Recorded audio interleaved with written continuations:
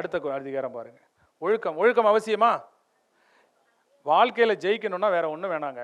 நீ எடுத்துக்கிட்ட காரியத்தில் டிசிப்ளின் இருந்தால் போதும். நீ என்ன பிஸ்னஸ்னாலும் பண்ணு. நீ ஒரு தைய கடை வை, ஒரு சைக்கிள் கடை வை, இல்லை ஒரு கட்டிட தொழிலாளியாரு. நீ செய்கிற வேலையை ஒழுக்கத்தோடு செஞ்சோம்னா நிச்சயமாக வாழ்க்கையில் உயர்ந்துக்கிட்டே இருக்கலாம். ஒழுக்கம் விழுப்பம் தரலான், ஒழுக்கம் உயிரினும் ஓம்பப்படும். ஒழுக்கம்தான் சிறப்பை தருவதால் அந்த ஒழுக்கத்தை உயிரை விட மேலானதாக காக்க வேண்டும் வள்ளுவர் சொன்னார். இங்கே நான் என்ன குரல் கொடுத்துருக்கேன்னா சொல்லுங்க. பரிந்தோம்பி காக்க ஒழுக்கம், தெரிந்தோம்பி தெரினும் அக்தே துணை. அதாவது எவ்வகையில் ஆராய்ந்து பார்த்தாலும் ஒழுக்கம்தான் ஒருத்தனுடைய வாழ்க்கைக்கு துணையாக இருக்கான். வள்ளுவர் சொல்றாரு, எப்பா நான் நிறைய அனலைஸ் பண்ணி பார்த்துட்டேன், எடுத்துக்கிட்ட காரியத்தில் டிசிப்ளின் இருந்தால் ஒருத்தன் ஜெயிக்கிறான். படிப்புக்குன்னு கொடுக்குற மரியாதை ஓண்ட இருந்தால் நிச்சயமாக நீ வாழ்க்கையில் முன்னேறுற. அந்த படிப்பை நீ மதிக்க தெரியல, நான் ஒழுங்காக கிளாஸுக்கு வர மாட்டேன், ஒழுங்காக நோட்ஸ் எடுக்க மாட்டேன், நான் ஆசிரியர்கிட்ட நன்றி உணர்வோடு நடந்துக்க மாட்டேன், நான் வகுப்பில் ஒழுங்காக வகுப்பறை விதிமுறையை கடைப்பிடிக்க மாட்டேன்னா நீ முன்னேற மாட்டேன். எந்த காரியத்தினாலும் எடுத்துக்கோங்க. ஒரு தைய கடையே வச்சுருக்கான், அவன் ஃபோன் எடுக்க மாட்டான், ஒழுங்காக டயத்துக்கு தச்சு கொடுக்க மாட்டான்னா மறுநாள் நீ கொடுப்பியா? யாராக இருந்தாலும் சரி, பரிந்து ஓம்பி காக்க ஒழுக்கம். வள்ளுவர் சொல்கிறாரு, எப்பா நான் நிறைய அனலைஸ் பண்ணி பார்த்துட்டேன், டிசிப்ளினை தவிர உன்னை எதுவும் வாழ்க்கையில் உயர்த்தலை, அதனால தயவு செஞ்சு அதை நீ வேண்டா வெறுப்பாக கடைபிடிக்காத, விரும்பி கடைபிடிச்சிருங்கிறாரு. அதான் இந்த குறளோட பொருள். ஒழுக்கத்தை விரும்பி கடைபிடிக்க வேண்டுமா? ஏன்? ஒழுக்கம் இல்லைன்னா உயர்வு இல்லை. அதை எதுக்கு வேண்டா வெறுப்பாக கடைபிடிக்கிற? வேற வழியே இல்லைன்னா 100 மார்க்குக்கு தமிழ் படிச்சே தான் ஆகணும்னா அதுக்கு நீ விரும்பியே படிச்சிடலாமே, எதுக்கு போட்டு மனப்பாடம் பண்ணி படிக்கிற? எவ்வகையில் ஆராய்ந்து பார்த்தாலும் தமிழில் 90 மதிப்பெண்கள் எடுக்கவில்லை என்றால் நிச்சயமாக நீ போட்டித் தேர்வில் இருக்க முடியாது. அதற்கு பதிலாக நீ மனப்பாடம் பண்ணி படிக்கிறதுக்கு பதிலாக விரும்பி படிச்சிரு.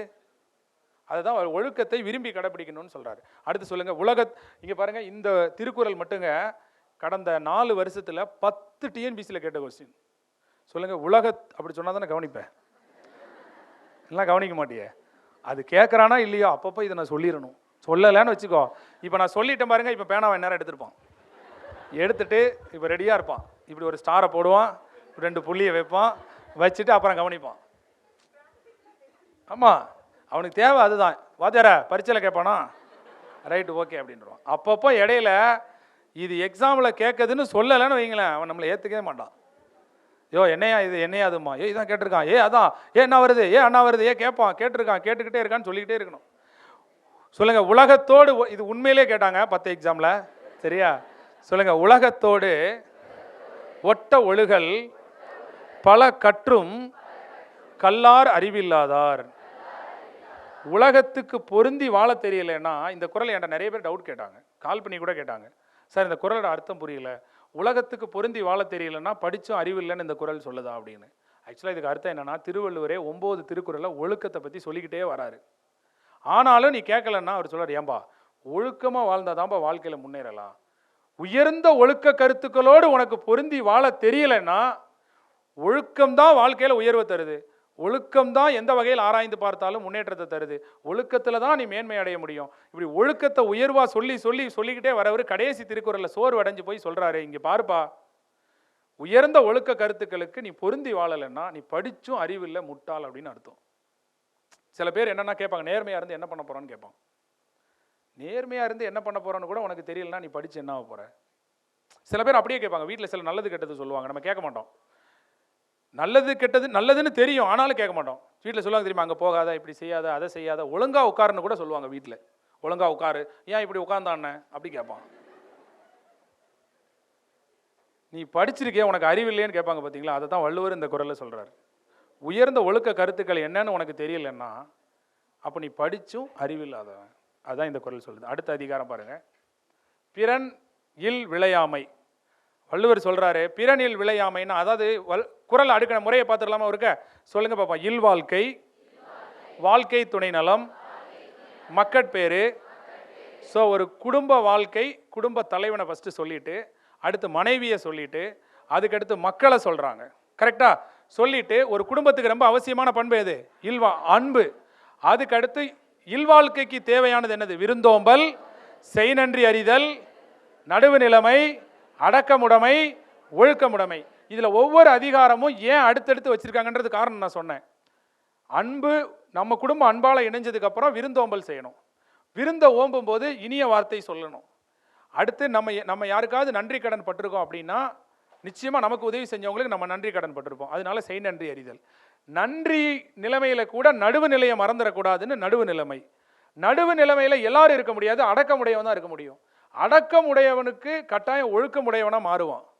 இப்போ ஒழுக்கத்திலேயே மீறிய ஒரு செயல் எது அப்படின்னா பிறருடைய மனைவியை விரும்புறது. பிறருடைய மனைவியை விரும்புகிற மாதிரி ஒரு ஒழுக்கமான கேடான விஷயம் எதுவுமே கிடையாது. அதனால தான் பிறனில் விளையாமைங்கிறத ஒழுக்கமுடைமை பக்கத்தில் வச்சிருக்காரு. ஏன்னா ஒழுக்கத்தை பற்றி சொல்லும் போதே இருக்கிறதுலே மோசமான ஒழுக்கக்கேடு எதுன்னா ஒரு இல்லறத்தானுக்கு அடுத்தவர் மனைவியை விரும்புறது. அடுத்தவர் மனைவியை பார்க்காத ஆண்மையை தான் பேராண்மைங்கிறார். நீ உன்னுடைய ஆண்மையால் தானே இன்னொருடைய மனைவியை விரும்புகிற.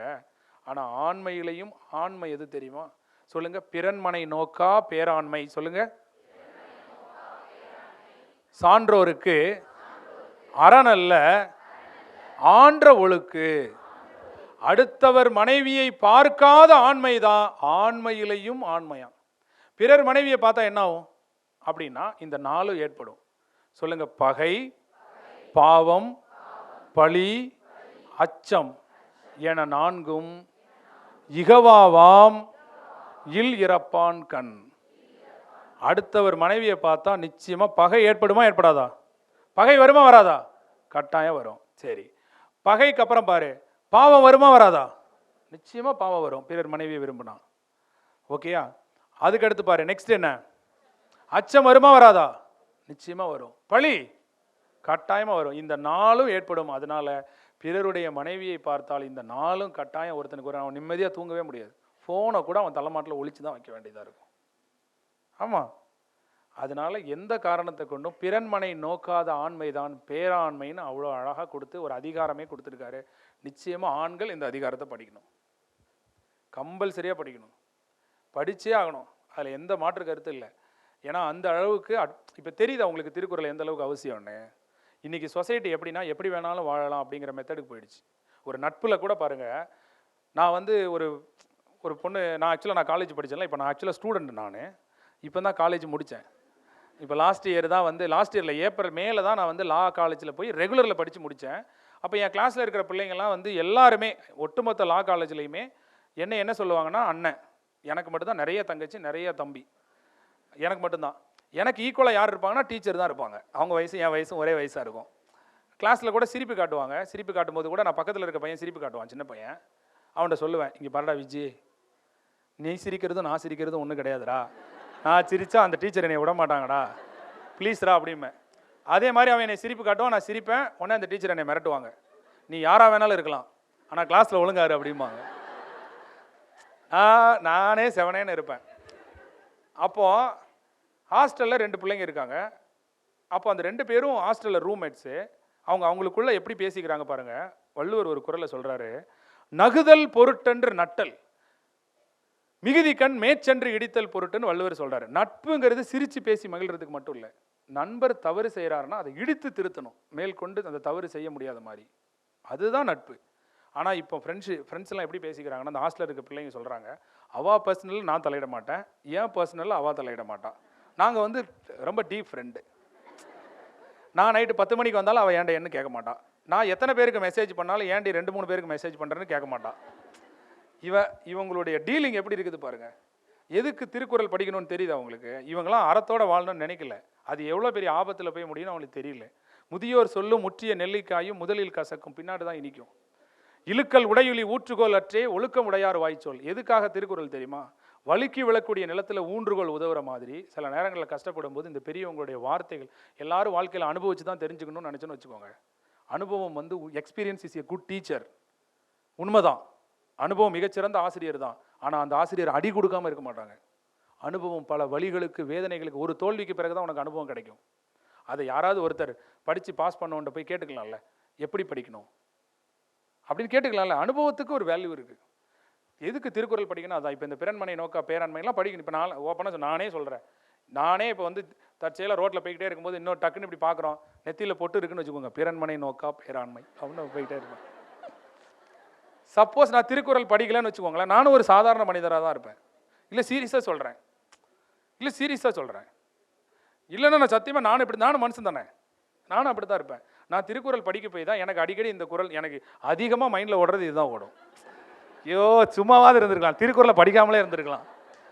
நான் பல நேரம் நினச்சிருப்பேன், திருக்குறள் படிச்சிருக்க வேண்டாம், சும்மா இருக்காமல் இதுவே மைண்டில் வந்து போகுது அப்படின்ற மாதிரி நினைப்பேன். அதனால் இப்போ நான் வந்து வாழ்க்கையில் நான் இப்போ கடுப்பில் இருக்கேன் அப்படின்னு கூட சொல்லலாம். அந்த அளவுக்கு வந்து ஒரு அறம் சார்ந்த சமுதாயத்தை ஏற்படுத்துறதுக்கு வந்து அவ்வளோ சப்போர்ட்டிவாக இருக்குது. நீங்கள் வாசிக்க வாசிக்க வாசிக்க அவ்வளோ மாற்றங்கள் வரும். நான் இதனால் வேலை கிடைச்சவங்களையும் சொல்லலாம், நிறைய அறிஞர்கள் திருக்குறள் எப்படி வாழ்க்கையில் மாற்றிச்சுன்னு சொல்லலாம். இப்போ அப்துல் கலாம் ஐயெல்லாம் கையெழுத்து போட்டாலே 666 தான் கையெழுத்து போடுறாராம். காந்தி வந்து இன்னா செய்தாரை ஒருத்தல் அவர் நான நன்னயம் செய்து விடல்ங்கிற குறள் அவர் மிகப்பெரிய மனசை பறி கொடுத்தாராம். மனிதன் பெரிய ஆள் ஆகிறதுக்கெல்லாம் காரணம் வந்து குறள். இன்னைக்கு திருக்குறளை பார்த்தீங்கன்னா எல்லீஸ் துறை அப்படிங்கிறவரெல்லாம் வந்து திருக்குறளுக்கு அவ்வளோ பங்கு 1812 திருக்குறளில் ஒரு 13 அதிகாரத்தை வந்து இங்கிலீஷில் மொழிபெயர்த்திருக்காரு. வீரமாமுனிவர் 1730 யூரோப்புக்கு கொண்டு போய் அது யூரோப்லேருந்து எங்கே வந்துருச்சுன்னா இந்தியாவுக்கு வந்து பிரிட்டிஷ்காரங்களெல்லாம் கொண்டு வந்துட்டாங்க. இங்கே இருக்கிறவங்களுக்கு அதோட வேல்யூ தெரியல. வள்ளலார் முதல்ல திருக்குறள் வகுப்பு தான் நடத்தியிருக்காரு, ராமலிங்க அடிகளார். பெரியார் எத்தனையோ நூலை வந்து எதிர்த்து பேசியிருக்காரு, ஆனால் திருக்குறளை மட்டும் எதிர்த்து பேசலை. அவருக்கு எந்த கருத்துக்கள் செட் ஆகலையோ அதை மட்டும் விட்டுட்டு திருக்குறளை தூக்கி தான் பிடிச்சார். எல்லாமே வந்து திருக்குறள் வந்து நீங்கள் சாதாரணமாக எடுத்துக்கவே வேணாம். ஒரே ஒரு விஷயம் தான், நீ நம்பணும், இதில் ஏதோ வாழ்க்கையை மாற்றக்கூடிய விஷயம் இருக்குது. நானே நிறைய பேருக்கு என்ன பண்ணுவேன்னா திருக்குறள் புக்கு கொடுத்துட்டு அதில் ஏதாவது என்ன பண்ணுவேன்னா ஒரு ஆட்டோகிராஃப் போட்டு ஒரு திருக்குறள் நம்பர் எழுதி கொடுப்பேன். எதையாவது ஒரு நம்பர் எழுதுவேன். எனக்கு நல்லா தெரியும் ஆட்டோகிராஃப் வாழ்க்கையில் மாற்றத்தை ஏற்படுத்தாதுன்னு. ஆனால் நிச்சயமாக நான் நம்புகிறேன், அதில் ஒரு குறள் நம்பர் ஏதாவது எழுதியிருப்போம், அந்த குறள் நம்பர் அவன் வாழ்க்கையை மாற்றும் நான் நம்புவேன். ஏன்னா ஒரு குறள் அந்த இடத்துல இப்போ ஒரு காலையில் எந்திரிக்க முடியல என்னால். காலையில் எந்திரிக்கும் போது என்ன பண்ணுவேன்னா மனசு அறிவு என்ன சொன்னிச்சுன்னா காலையில் 4:30க்கு எந்திரி, அப்போ தான் அவன் வேலையை கரெக்டாக பார்க்கலான்னு சொல்லுது. ஆனால் என் மனசு என்ன சொல்லுது, கூட கொஞ்சம் நேரம் தூங்கலான்னு சொல்லுது. அப்போ சென்ற இடத்தால் செலவிடா தீதொரியி நன்றின் பால் உயிப்பது அறிவுங்கிற குறள் தான் ஞாபகம் வருது. மனசு அது போகிற இடத்துக்கெல்லாம் போக விடாத, எது சரி. நேற்று நைட்டு நீ தான் 4:30க்கு அலாரம் வச்ச, இப்போ வந்து கூட கொஞ்சம் நேரம் தூங்கலான்னு சொல்கிறியே. மனசு ஜெயிக்கணுமா அறிவு ஜெயிக்கணுமா பாரு. அறிவு ஜெயிச்சா மட்டும்தான் சரியான வாழ்க்கை வாழ முடியும். மனசை ஜெயிக்க விட்டோம்னா சரியான வாழ்க்கை வாழ முடியாது. அறிவை கொஞ்ச நாளைக்கு ஜெயிக்க விடு, அப்புறம் மனம் போல வாழலாம். எடுத்த உடனே மனம் போல வாழணும்னு நினச்சோம்னா கடைசி வரைக்கும் அது அறிவில்லாத வாழ்க்கையாக தான் இருக்கும். அது ஆபத்து. எல்லாமே திருக்குறள் தான் வழி நடத்துது, அவ்வளோ அற்புதமாக வழி நடத்துறது. எல்லாரும் சொல்கிறாங்க இப்போ உள்ள பசங்க சொன்னால் கேட்க மாட்டாங்கன்னு. உண்மையிலே இல்லைங்க. நான் நிறைய ஸ்கூல் காலேஜுக்கு பேச போகிறேன், கூப்பிடுறாங்க பேசுகிறதுக்கு போகிறேன். கிளாஸ் முடிஞ்ச உடனே அவ்வளோ சின்ன குழந்தைங்க, ஸ்கூல் பசங்க, காலேஜ் பசங்க வந்து என்கிட்ட வந்து பேசுவாங்க. எனக்கு ஆச்சரியமாக இருக்கும், நம்ம வந்து இந்த சமுதாயத்தை தப்பாக பார்க்குறோம். சொன்னால் கேட்க மாட்டாங்கன்னு சொல்கிற விதத்தில் சொன்னால், சொல்கிற இடத்துல சொன்னால், சொல்கிற நேரத்தில் சொன்னால், அட்லீஸ்ட் அவன் தேடும் போதாவது சொல்லணும். யாராவது சொன்னால் நிச்சயமாக எல்லோரும் கேட்குறாங்க தான். கேட்காமலாம் கிடையாது. இப்போல்லாம் நம்ம போட்டித் தேர்வுக்காக படிக்க வந்திருந்தாலும் உங்களுக்கு மிகப்பெரிய பொறுப்பு இருக்குதுன்னு சொல்ல வரேன். இந்த திருக்குறளை கொண்டு போய் நீங்கள் சேர்க்கணும். நான்லாம் மிகப்பெரிய கடமையை எதை நினச்சிக்கிட்டேன்னா, தமிழ் இல்லாமல் நிச்சயமாக இந்த காலத்தில் பாஸ் ஆக முடியாது. ஈவன் டாக்டருக்கு கூட தகுதி தேர்வு வைக்க சொல்லிட்டாங்க தெரியுமா? உங்களுக்கு குரூப் 1ல் எந்த கேட்டகரியாக இருந்தாலும் தமிழ் தகுதி தேர்வு எழுதி ஆகணும். வாழைப்பழத்தில் ஊசி ஏற்றுற மாதிரி யூபிஎஸ்சிலையும் தமிழ் இருக்குது, டிஎன்பிஎஸ்சிலையும் தமிழ் இருக்குது. எல்லா கவர்மெண்ட் எக்ஸாம்லையும் இப்போ தமிழ் கொண்டு வராங்க. இதை வாய்ப்பை பயன்படுத்திக்கிட்டு வாழைப்பழத்தில் ஊசி மருந்தை வச்சு கொடுக்குற மாதிரி கொஞ்சம் கொஞ்சமாக தமிழ் உணர்வையும் ஏற்றி விட்டுறணும். இப்போ திருக்குறளை பார்த்து இப்படி இதனால தான் போட்டி கொஸ்டின் பேப்பர் செட் பண்ணுறவங்களே திருக்குறள் கேட்குறதோட நோக்கமே. அவங்க என்ன நினைக்கிறாங்க அப்படின்னா, இப்படியே வரும்போது இவன் அறத்தை படிச்சுட்டு வந்துடட்டும். அதனால தான் எத்திக்ஸ் சேர்த்து விடுறாங்க குரூப் 1ல். எதுக்காக திருக்குறள் சிலபஸில் வைக்கிறாங்கன்றதை நீங்கள் நல்லா புரிஞ்சுக்கிட்டீங்கன்னா திருக்குறளை உணர்ந்து படிக்க ஆரம்பிச்சிடுவீங்க. நீங்கள் டெய்லி ஸ்டேட்டஸ் வைங்க, நிச்சயமாக உங்கள் ஸ்டேட்டஸ் எங்கேயே போயிடும். அதில் எந்த மாற்று கருத்தும் இல்லை. ஓகேயா? அது இவங்களுக்கு பிரேக்கா? எனக்கு பிரேக் வேணாம். தண்ணி வேணால் கொண்டு வந்துடுங்க. இவங்க ரிதம் விட்டால் ஓடி போயிடுவாங்க. இவங்களை வந்து எதையுமே யோசிக்க விடாமல் வச்சுருந்தா ஒரு 10 நிமிஷம் உட்காருவாங்க. சரி, என்ன முடிக்க போகிற பாரு, இந்த வந்துட்ட பாரு, வரிசையாக சொல்லு. இங்கே பாரு, ஒழுக்கம் மீறிய ஒரு செயல் எது? பிறனில் விளையாமை. நல்லா கவனிங்க பாரு, எவ்வளோ அழகா அதிகாரத்தை அடிக்கிறார் பாருங்க. ஒழுக்கத்தை சொல்லிட்டு அந்த ஒழுக்கம் மீறிய ஒரு செயல் எது? அடுத்தவர் மனைவியை விரும்புறது. அடுத்த அதிகாரம் என்ன பாரு? பொறை. எதுக்காக பொறையுடைமை அதுக்கடுத்து வச்சிருக்காரு தெரியுமா? இந்த உலகத்திலேயே பொறுத்துக்க முடியாத ஒரு விஷயம் தன் மனைவியை இன்னொருத்த விரும்புறது. அதையும் நீ பொறுத்துக்கணும்னு தான் பொறையுடைமையை அடுத்து வச்சிருக்காரு. ஏன்னா இதுக்கு மேல எல்லை கடந்த கோபம் எதுக்குமே வராது. அவர் அதிகாரத்தை அடுக்கின முறையிலேயே ஒரு வரிசை முறை இருக்குமே. பொறுமைக்கும் ஒரு எல்லை உண்டுன்னு சொன்னால் அது நிச்சயமா இந்த விஷயத்தில் பொறுத்துக்கவே முடியாது. ஆனால் பொறுமைக்கும் ஒரு எல்லை வேணும்னு சொல்லி தான் பிறனில் விளையாமைக்கு அடுத்து பொறையுடைமை அவர் வச்சிருக்கார். பொறுமை ரொம்ப ரொம்ப அவசியங்க. அதில் சில குறள் நம்ம பார்க்கலாம். சொல்லுங்க பாப்பா. திறனல்ல தற்பிறர் செய்யணும். சொல்லுங்க. நோனொந்து அறநல்ல செய்யாமை நன்று. அதாவது அவர் என்ன சொல்ல வர்றாருன்னா, யாராவது ஒருத்தர் நமக்கு சில தீங்குகளை செஞ்சாலும் நாம் அறத்துக்கு மீறி நம்ம என்ன செய்யக்கூடாது, பொறுமையை இழந்து அவங்களுக்கு என்ன செஞ்சிடக்கூடாது, அவங்க செஞ்ச துன்பத்தை நம்ம செஞ்சிடக்கூடாது. திறனல்ல தற்பிறர் செய்யணும். நொந்து அப்படின்னா என்ன அர்த்தம்னாக்கா, நொந்து கூட சில பேர் நொந்துருவான், யாராவது நமக்கு கஷ்டம் கொடுத்தாங்கன்னு வச்சுக்கோங்க. அதுக்காண்டி அவங்க எவ்வளோதான் சார் பொறுத்து போகிறது, ஒரு அளவுக்கு தான் எல்லாம் இருக்குது பொறுமைக்கு, என்னை பாடாப்படுத்திட்டு இருக்காங்க, நான் என்ன சார் பண்ணுறது அப்படின்னாலும் நொந்து கூட நீ அவங்களுக்கு தீங்கு செய்யாத, பொறுமையாக இருங்கிறார். சார் எப்படி சார் பொறுமையாக இருக்க முடியும், ஒரு அளவுக்கு தான் அவங்க எனக்கு தீங்கு பண்ணணும்னா. அதுதான் அழகாக ஒரு ஞானி சொன்னாராம், சொல்லுங்க, கல்லை கொண்டு எரியாதே, சொல்லுங்க, அழுகிய பழம் தானே விழுந்து விடும். அவ்வளோதான், நமக்கு தீங்கு செஞ்சவன் அவனா அழிஞ்சு போயிடுவான், நீ பொறுமையாக மட்டும் இரு. அழுகின பழம் நமக்கு நம்மளை அசிங்கமாக பேசினா வேற யாரையா பேசுவானா, அவன் வாயை கிழிச்சிருவான். ஆமாம், நம்ம கிழிச்சிட்டு நம்ம ஏன் நாயை அடிக்கணும்.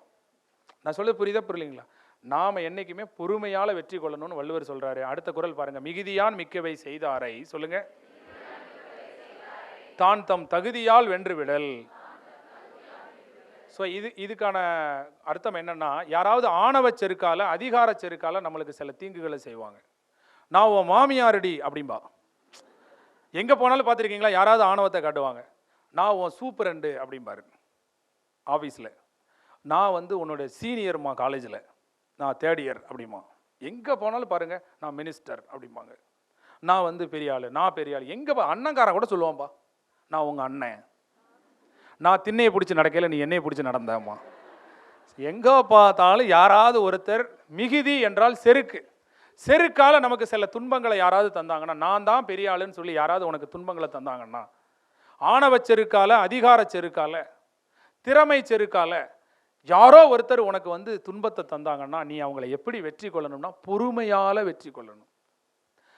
மிகுதியான் மிக்கவை செய்தாரை தான் தம் எதால வெற்றி கொள்ளணும், தகுதி என்றால் பொறுமை, பொறுமையால் வெற்றி கொள்ளணும். பொறுமை ரொம்ப அவசியம். எப்படி நிலமானது தன்னை தோண்டுபவரையும் பொறுத்து கொள்கிறதோ, அதுபோல் தம்மை இகழ்பவரையும் பொறுத்து கொள்ள வேண்டும்னு வள்ளுவர் சொல்லலை. ஏன்னா அது எல்லாராலையும் முடியாது. அப்படி நீ பொறுத்துக்கிட்டேன்னா நீ தலை சிறந்தவன், யூ ஆர் த கிரேட்னு சொல்கிறா. அதான் தலைங்கிற வார்த்தை அந்த குறளில் வருது. அதாவது எல்லாராலையும் முடியாது பொறுமையாக இருக்கிறதுக்கு, அப்படி இருந்துக்கிறவன் தலை சிறந்தவன். அதனால தான் அப்படி சொல்கிறாங்க. ஸோ 17வது அதிகாரத்துலேருந்துலாம் அப்படி ஒரு லைனில் தான் இருக்கும். சொல்லுங்கள், பொறாமை, சொல்லுங்கள், ஒழுக்காரா கொள்க ஒருவன் தன் நெஞ்சத்து அழுக்காறு இல்லாத இயல்பு. நம்ம மனசில் பொறாமை மட்டும் வராமல் பார்த்துக்கணுமா, அதை வந்து ரொம்ப முக்கியமான பண்பா. இதுதான் இந்த குறள் சொல்லுது. ஒழுக்காரா கொள்கைனா ஒழுக்கமாக கடைபிடிக்கணுமா, பொறாமை வந்துடவே கூடாது நமக்கு. அதுக்கு அடுத்த அதிலே கீழே குறள் பாருங்க, சொல்லுங்க, அவ்விய நெஞ்சத்தான் ஆக்கமும் செவியான் கேடும் நினைக்கப்படும். இந்த குறள் நான் எங்கே பார்த்தேன் அப்படின்னா, இந்த ராஜீவ்காந்தி கொலை வழக்கில் வந்து பேரறிவாளன் ஒருத்தர் இருந்தாரா, அவரை விடுதலை பண்ணும்போது அவர் வாசலுக்கு வராரு. அத்தனை வருஷம் ஜெயிலில் இருந்துட்டு வெளியில் வராரு. அவர்கிட்ட எல்லா மீடியாவும் போய் பேட்டி எடுக்கிறாங்க. பேட்டி எடுக்கும்போது அவர் எப்படி பேச போகிறாருன்னு நான் கவனிக்கிறேன். முதல் வார்த்தை அவர் என்ன பேசினாருன்னா, அவ்விய நெஞ்சத்தான் ஆக்கமும் செவியான் கேடும் நினைக்கப்படும்னார். இப்படி நான் ஒவ்வொரு குறளுக்குமே யார் எங்கே பேசினா என்ன பேசினான்னு ஞாபகப்படுத்திட்டு, ஏன்னா ஒரு ஆர்வத்தோடு பார்க்குறதால மனசில் நிற்கும். அவ்விய நெஞ்சத்தான் ஆக்கமும் செவியான் கேடும் நினைக்கப்படும் அப்படின்னு சொல்லி இந்த குறள் சொல்கிறாரு. இதுக்கு என்ன அர்த்தம்னா, சில பேர் நல்ல குணத்தோடு இருப்பாங்க, ஆனால் அவங்க கஷ்டப்படுவாங்க. சில பேர் பொறாமை குணத்தோடு இருப்பாங்க, அவங்க நல்லா இருப்பாங்க. என்னடா இது, நல்லவன் கஷ்டப்பட்டுட்டு இருப்பான், ஆனால் கெட்டவன் மேலே மேலே வந்துக்கிட்டே இருப்பான். அதை அவங்க சொல்கிறாங்க. இப்போ இங்கே கூட நானும் கூட நான் போட்டித் தேர்வில் பார்த்துருக்கேன். ஒருத்தி நல்லா படிப்பா, எல்லாருக்கும் சொல்லிக் கொடுப்பா, அவள் ஃபெயில் ஆயிடுவா. ஒருத்தி வந்து நல்ல சுயநலமாக இருப்பாள், அவள் காரியாக இருப்பாள், ஆனால் அவள் பாஸ் ஆயிடுவா. இதை பார்க்கும்போது எவ்வளோ கஷ்டமாக இருக்கும். ஆனால் அதுக்கு வள்ளுவர் சொல்கிறாரு, அவ்விய நெஞ்சத்தான் ஆக்கமும். அதாவது பொறாமை படைத்தவனிடம் செல்வம் சேர்றதையும், அதே நேரத்தில் நல்ல குணமுடையவங்க இருப்பாங்கல்ல, செவ்வியானுடைய கேடும் நினைக்கப்படும் என்றால் சான்றோர்களால் ஆராயப்படும், அந்த இறைவனால் அதான் நான் என்ன சொல்ல வரேன்னா, ஒரு நாள் அந்த கடவுள் உன்னை பார்த்துட்டே இருப்பான். நீ எவ்வளோ நல்லவன் அவனுக்கு தெரியும். அவன் ஒரு நாள் ஆராயுவான். உனக்கு என்ன கொடுக்கணுமோ எப்போ கொடுக்கணுமோ அந்த நேரத்தில் அவன் கொடுப்பான். நீ அவசரப்படாத. சில நேரங்களில் பொறாமை உடையவன் ரொம்ப நல்லா இருப்பான், அதை பார்த்து நீ வருத்தப்படுறாத, வெயிட் பண்ணு. ஆனால் நிச்சயமாக நல்லவன் கேடு, அதாவது பொறாமை குணம் இல்லாத நல்லவன் வந்து கஷ்டப்பட்டால் கூட பரவாயில்ல, அவன் ஒரு நாள் நல்லவர்களால் ஆராயப்படுவான். நீங்கள் கடவுள்னு சொல்லாட்ட கூட நல்லவர்களால் ஆராயப்படுவான். சரி, இவன் நல்லவனாச்சு, இவன் ஏன் கஷ்டப்படுறான். நீ தொடர்ந்து நீ படிச்சுக்கிட்டே இரு, நீ பாட்டுக்கு உன்னுடைய உழைப்புக்கும் உன்னுடைய எண்ணத்துக்கும் உனக்கானது உன்னை ஒரு நாள் நிச்சயமாக தேடி வரும். நான் கூட சொல்லியிருப்பேன் தெரியுமா, வெற்றிங்கிறது ஒரு லைட் ஹவுஸ் மாதிரி. 360 டிகிரி சுற்றுற மாதிரி. சில பேர் போட்டித் தேர்வுக்குள்ளே என்ட்ராவாங்க, என்ட்ரான உடனே அந்த லைட்டு அவங்க மேலே பட்டுரும். சில பேருக்கு 359 டிகிரி அவங்க உள்ளே என்ட்ராகும்போது அப்போ தான் லைட் அவங்கள கிராஸ் பண்ணியிருக்குன்னு வச்சுக்கோ. இந்த மேலே லைட் ஹவுஸில் சுற்றிக்கிட்டே இருக்கோம்ல, நம்ம போய் உள்ளே நிற்கிறோம். சில பேர் அப்போ தான் போட்டித் தேர்வுக்குள்ளே என்ட்ராயிருப்பாங்க, உடனே அந்த வெளிச்சம் அவங்க மேலே பட்டுரும், உடனே வேலை கிடச்சிரும். சில பேருக்கு 359 டிகிரி சுற்றி வர வரைக்கும் அவன் தாக்கு பிடிக்கணும். அதுக்கு 2 அட்டெம்ப்ட் ஆகலாம், 3 அட்டெம்ப்ட் ஆகலாம். ஆனால் பட்டு நிச்சயமாக அந்த லைட்டு என் மேலே படும்னு கன்சிஸ்டன்சியாக மெயின்டைன் பண்ணணும். அதுதான் ரொம்ப முக்கியம். பாதியிலே விட்டுட்டு போயிடுவாங்க. நான் உண்மையிலே 15 வருஷமாக நான் இருக்கேங்க. உண்மையாக உழைச்சவங்களுக்கு இந்த படிப்பு அவங்கள கைவிடவே இல்லை. கன்சிஸ்டன்சியாக உழைச்சவங்களுக்கு கைவிடவே இல்லை. அவங்க பெரும்பாலும் இடையில விட்டுட்டு போனவங்களா தான் இருந்திருக்காங்க. தன் தோல்விக்கு காரணம் என்னன்னு சீர்தூக்கி பார்க்காதவங்களா அந்த ஒரு டெஸ்ட் முடிஞ்சோடனே தோத்ததுக்கு என்ன காரணம்னு அவங்க எழுதி குறிப்பெடுத்து வைக்கல. அதே தவிர மீண்டும் செய்யக்கூடாதுன்னு அவங்க நினைக்கல. கன்சிஸ்டன்சியாக படித்து தவறுகளை கரெக்டாக திருத்தினவங்க நிச்சயமாக ஜெயிச்சிருக்காங்க. இந்த 2 பண்பு தான் உங்களுக்கு தேவையான அடிப்படையான பண்பு. ஸோ அடுத்த அதிகாரம் பாருங்கள், வெக்காமை. வெக்காமைனா என்னன்னா பிறர் பொருளை விரும்பாமை. இது ஒரே நிமிஷத்தில் சொல்லிடலாம். சொல்லுங்க. படுபயன் வெக்கி பழி படுவ செய்யார் நடுவன்மை நாணுபவர். அதாவது நமக்கு பயன் கிடைக்குதுன்னு சொல்லி அடுத்தவன் பொருளை விரும்ப மாட்டான். நடுவன்மை நாணுபவர் என்றால் நடுநிலையா இருக்கக்கூடியவங்க, அதாவது நல்ல எண்ணங்கள் படைத்த நடுநிலையா இருக்கிறவங்க தனக்கு ஒரு நல்லது கிடைக்குதுன்னு சொல்லி அடுத்தவங்க பொருளை விரும்ப மாட்டாங்க. வெக்காமை என்றால், இதுவே எக்ஸாம்பிள் கேட்ட கொஸ்டின், வெக்காமை என்றால் பிறர் பொருளை விரும்பாமை. இந்த குறள்ல 10 திருக்குறளையுமே இந்த வெக்கான்னு வார்த்தை வரும். ஒரு அதிகாரத்தோட தலைப்பு 10 திருக்குறளையும் வரக்கூடிய ஒரே அதிகாரம் வெக்காமை தான். புரியுதா புரியலைங்களா? சரி, அடுத்தது பாருங்க. சொல்லுங்க. இளம் என்று வெக்குதல் செய்யார். சொல்லுங்க.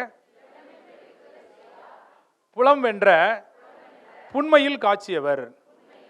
என்கிட்ட ஒன்று இல்லையே அப்படின்னு சொல்லி நான் வறுமை நிலையில் இருக்கிறேன்னு சொல்லி அடுத்தவனுடைய பொருளை ஒருத்தர் விரும்ப மாட்டார். யாருன்னா ஐம்புலன்களை அடக்கியாலும் அறிவு படைத்தவர்கள் தாங்கள் வறுமை நிலையிலும் இன்னொருத்தர் பொருளை விரும்ப மாட்டார்.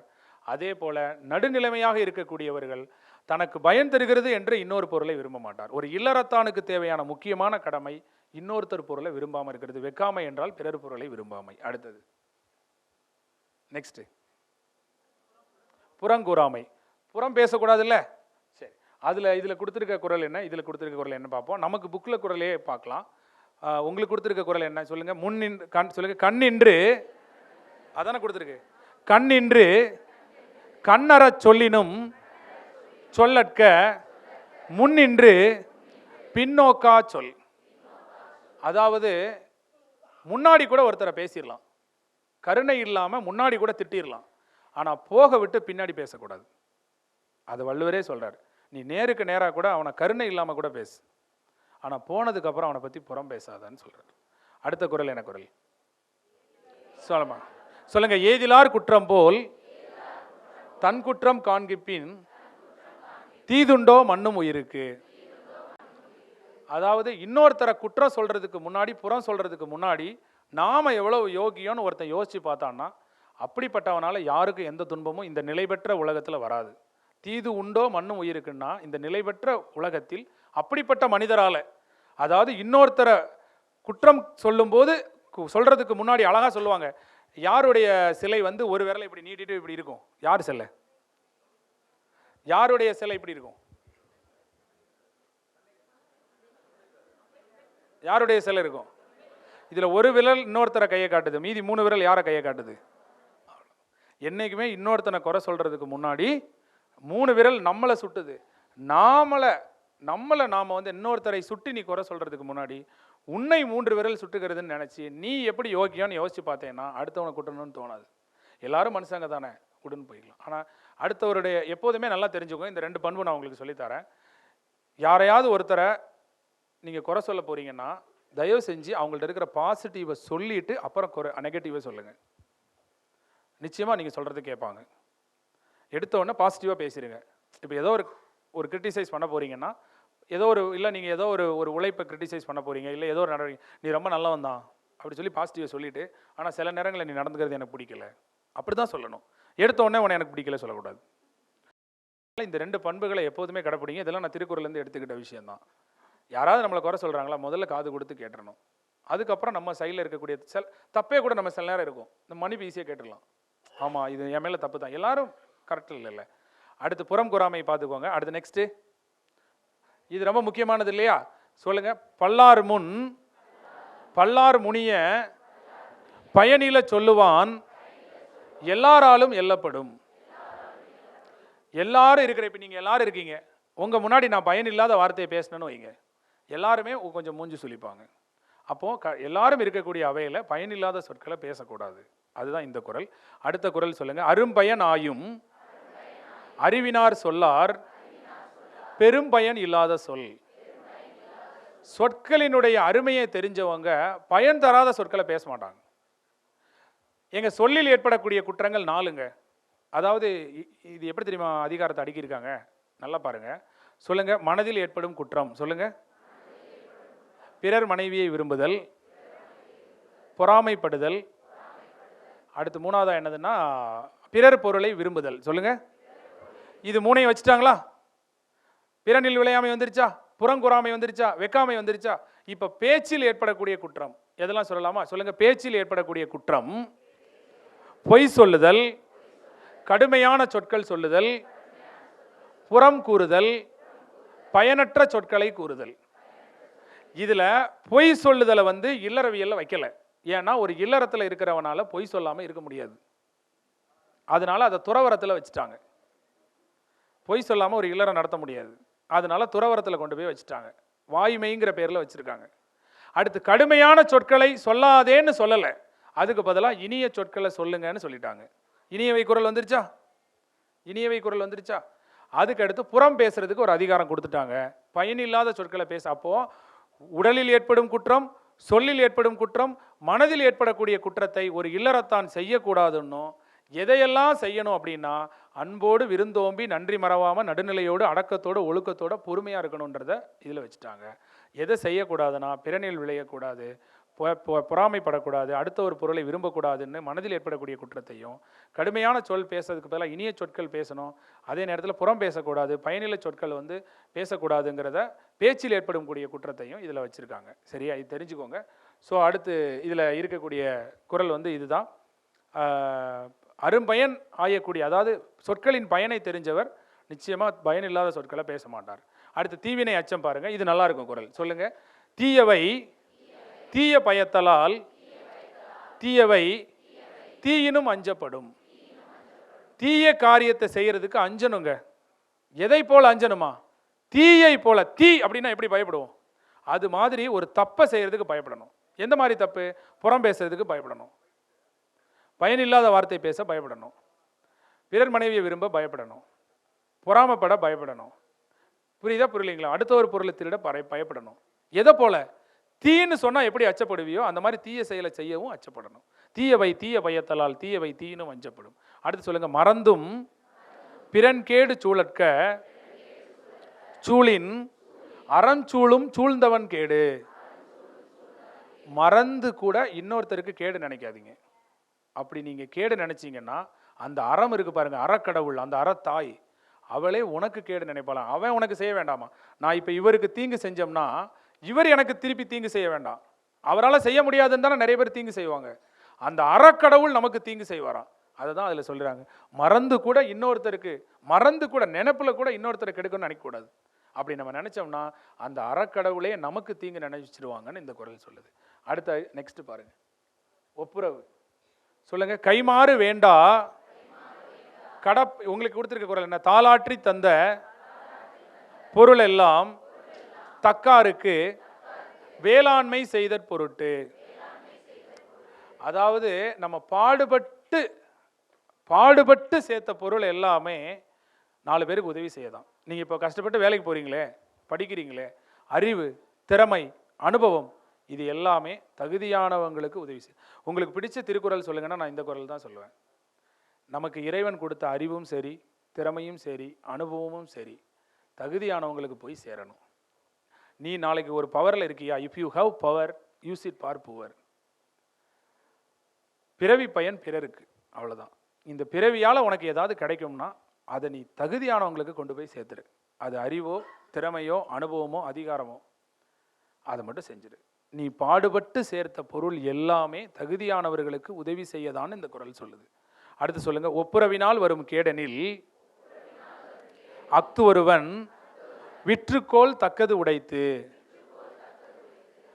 அந்த புக்கு கொடுத்துருங்க எல்லாருக்கும். கொடுத்துருவோமா? அந்த புக் கொடுத்துடலாமா? கொடுத்துரு. அதாவது ஒப்புரவு என்றால் பிறருடைய நிலை அறிந்து உதவி செய்தல். பிறருடைய நிலை அறிந்து உதவி செய்தல். அதாவது ஒப்புரவினால் ஒரு கேடு வருது, இன்னொருத்தருக்கு உதவி செஞ்சதால் உனக்கு ஒரு கஷ்டம் வருதுன்னு வச்சுக்கோ, உன்னைய விற்றேனும் அந்த கஷ்டத்தை நீ வாங்கிக்கோ. இப்போ நான் உதாரணத்துக்கு நான் நேர்மையாக இருக்கேங்க. நீங்கள் வந்து ஒரு தாசில்தாராக இருக்கீங்க, ஒரு அம்மா வந்து ஒரு ஆதரவற்ற விதவை சர்டிஃபிகேட் கேட்குறாங்க. நீங்கள் உங்களுடைய மேலதிகாரிகளுக்கு தெரியாமல் நீங்கள் ஒரு ஆரையாக இருக்கீங்கன்னு வச்சுக்கோங்களேன், உங்கள் மேலதிகாரிகளுடைய ஒப்புதல் இல்லாமலே டக்குன்னு நீங்கள் என்ன செஞ்சீங்கன்னா அந்த சர்டிஃபிகேட்டை மூவ் பண்ணி சீக்கிரம் கொடுத்துட்டீங்க. இப்போ வந்து உங்களை திட்டுறாங்க, நீங்கள் எப்படி இதை செய்யலாம் அப்படின்னு.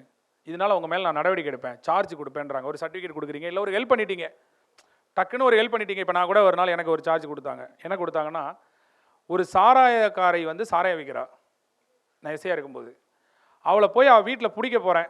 பிடிக்க போகும்போது அவங்க வீட்டில் அவங்க 2 குழந்தைங்களுக்கு என்ன பண்ணுறாங்க, 10th எக்ஸாமு 2 பேர் இருக்காங்க, 2 பேர் 10th எழுதுறாங்க. 2 பேரும் என் காலை பிடிச்சிட்டு அழுறாங்க. ஓகேயா? 2 பேரும் என்ன செய்கிறாங்க, என் காலை பிடிச்சிட்டு அழுறாங்க, எங்கள் அம்மா விட்டுருங்கன்னு. ஆனால் அவங்க அம்மா சாராயம் விற்குது. 2 பேரும் அழுறாங்க. அழுத உடனே நான் என்ன பண்ணேன்னா, இவங்க 2 பேருக்கும் 10th எக்ஸாம். அதனால் நான் என்ன பண்ணிட்டேன்னா அவங்கள விட்டுட்டு வந்துட்டேன். விட்டுட்டு வந்த உடனே என்னை கூப்பிட்டு எஸ்பி என்ன சொன்னாங்கன்னா, நீங்கள் எப்படி விட்டுட்டு வரலாம், நான் உங்களுக்கு சார்ஜ் கொடுத்துருவேன் அப்படின்னு சொன்னாங்க. பரவாயில்ல மேடம், நீங்கள் கொடுங்க, பனிஷ்மெண்ட் கொடுங்க அப்படின்ட்டு. ஏன் அப்படி நான் சொன்னேன் அப்படின்னா, ஒருத்தருக்கு உதவி செஞ்சதால் நமக்கு ஒரு கஷ்டம் வருதுன்னா அதை நம்ம விற்றேனும் பெற்றுக்கொள்ளலாம். நான் ஒரே வார்த்தை தான் சொன்னேன், மேடம் ஏற்கனவே அந்த அந்த அந்த லேடி மேலே 4 கேஸ் இருக்குது, அவங்க ஒன்றும் தப்பு செய்யாதவங்க கிடையாது, மறுபடியும் அவங்க தப்பு செய்ய தான் போகிறாங்க, அவங்க எங்கேயும் ஓடி போகிறதும் கிடையாது, பிடிச்சிக்கலாம். ஆனால் இப்போ 10th எக்ஸாம் நடந்துட்டு இருக்கு, இந்த நேரத்தில் அந்த குழந்தைங்க அந்த 10ஆம் கிளாஸ் பரீட்சை எழுதட்டுமே அப்படின்னு நான் நினச்சேன். அதனால நானாக தான் விட்டுட்டு வந்தேன். இவங்க ஒன்றும் பெரிய ஆளெல்லாம் ஒன்றும் கிடையாது, எங்கே போயிடுவாங்க அவங்க, இந்த எக்ஸாம் முடிஞ்சவொடனே கூட பிடிச்சிக்கலாம். நானாக முடிவெடுத்து தான் விட்டுட்டு வந்தேன் மேடம். நீங்கள் எனக்கு என்ன தண்டனை கொடுத்தாலும் பரவாயில்ல. நம்ம சில நேரங்களில் சில கடமையை செய்யும்போது அது சரியாக இருந்து அதனால் நமக்கு ஒரு கெட்ட பேர் வருதுன்னா பரவாயில்ல, அதை வாங்கிக்கலாம். நம்ம மனசாட்சிக்கு தெரியும் எது சரின்னு. சில நேரம் உதவி செய்கிறதால சில கெட்ட பேர் வரும் நமக்கு. உண்மையிலே ஹெல்ப் பண்ணோம்னா நிச்சயமாக கெட்ட பேர் வரும். அப்படி ஹெல்ப் பண்ணி ஒரு கெட்ட பேர் வந்துச்சுன்னா உன்னை விற்றேனும் பெற்றுக்கொள்ளுங்கிறார் வள்ளுவர். ஒப்புரவினால் வரும் கேடனில், நீ இன்னொருத்தருக்கு சொல்லி கொடுத்ததால உனக்கு ஒரு கஷ்டம் வந்துருச்சு, இன்னொருத்தருக்கு நீ உதவி செஞ்சதால உனக்கு ஒரு கஷ்டம் வந்துருச்சுன்னா உன்னை விற்றேனும் பெற்றுக்கொள் அப்படின்னு வள்ளுவர் சொல்றாரு இந்த குறள்ல. ஒப்புரவு என்றால் பிறர் நிலை அறிந்து உதவி செய்தல். அடுத்தது பார்த்தீங்கன்னா ஈகை. அடுத்து நெக்ஸ்ட் என்ன, ஈகை சொல்லலாமா? நல்லாறு எனினும் சொல்லுங்க, கொளல் தீது மேல் உலகம் இல்லெனினும் ஈதலே நன்று.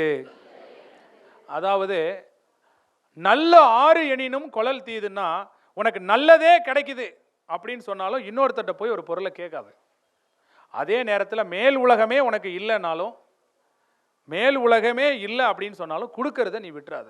எவ்வளோ வித்தியாசமான குறள் பாருங்க. அவர் என்ன சொல்றாருன்னா, நல்லாறு எனினும் கொளல் தீது மேல் உலகமே இல்லெனினும் ஈதலே நன்று. நீ ஒருத்தருக்கு உதவி கொடுக்கறதால உனக்கு சொர்க்கமே கிடைக்கலனா கூட நீ கொடுக்கறத விட்டுறாத. ஆனால் அதே நேரத்தில் உனக்கு எவ்வளோ நன்மை கிடைச்சாலும் இன்னொருத்தட்ட போய் ஒரு பொருளை வாங்காத. அந்த அந்த குறளுடைய அர்த்தம் புரியுதா உங்களுக்கு? ஒருத்தட்ட போய் கையேந்தி நிற்காத, எவ்வளோ உனக்கு கிடைக்கினாலும் கிடைக்கட்டும், ஆனால் கையேந்தி நின்றாத. ஆனால் அதே நேரத்தில் நீ கொடுக்கறதால உனக்கு ஒரு பிரச்சனை வருது, ஏன் தம்பி நீங்கள் இப்படி உதவி செய்கிறதால உங்களுக்கு பெரிய பிரச்சனையில் மாட்டிப்பீங்க, பரவாயில்லையா, எனக்கு சொர்க்கமே கிடைக்காட்டாலும் பரவாயில்ல, நான் கொடுக்கறத நிப்பாட்ட மாட்டேன், சொர்க்கத்திலே எனக்கு கிடைக்காட்டாலும் பரவாயில்ல. அதுதான் சொல்கிறாரு, மேல் உலகமே இல்லைனினும் நீ என்ன செய்யக்கூடாது, ஈதலை செய்யாமல் இருக்கக்கூடாதுன்னு இந்த குறள் சொல்லு. ஓகே, அது அழகாக விண்ணுலம் கிடைக்காது என்றாலும் கொடுப்பதே நல்லது. அற்புதமான ஒரு குறள். ஸோ நெக்ஸ்ட் ஒரு குறள் சொல்லுங்க. அற்றார் அலிபசி தீர்த்தல் அக்து ஒருவன் பெற்றான் பொருள் வைப்புளி. அதாவது செல்வத்தை சேர்த்து வைக்கும் இடம் எது தெரியுமா?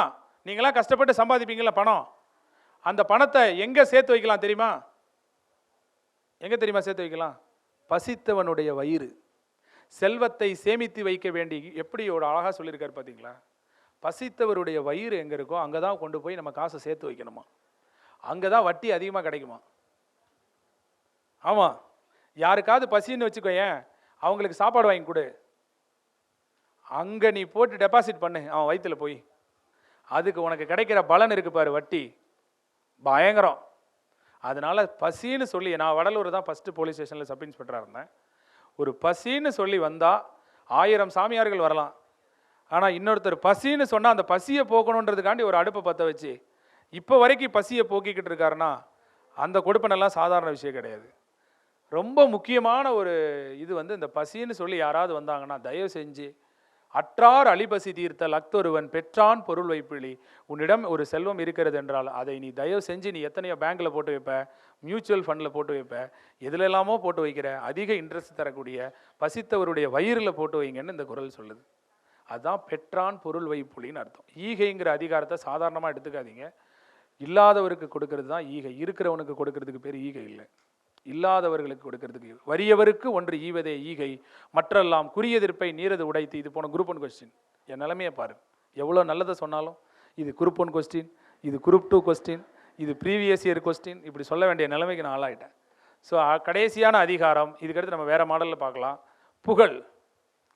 புகழோடு வாழணுமா சொல்லுங்க. தோன்றின் புகழோடு தோன்றுக, தோன்றலின் தோன்றாமை நன்று.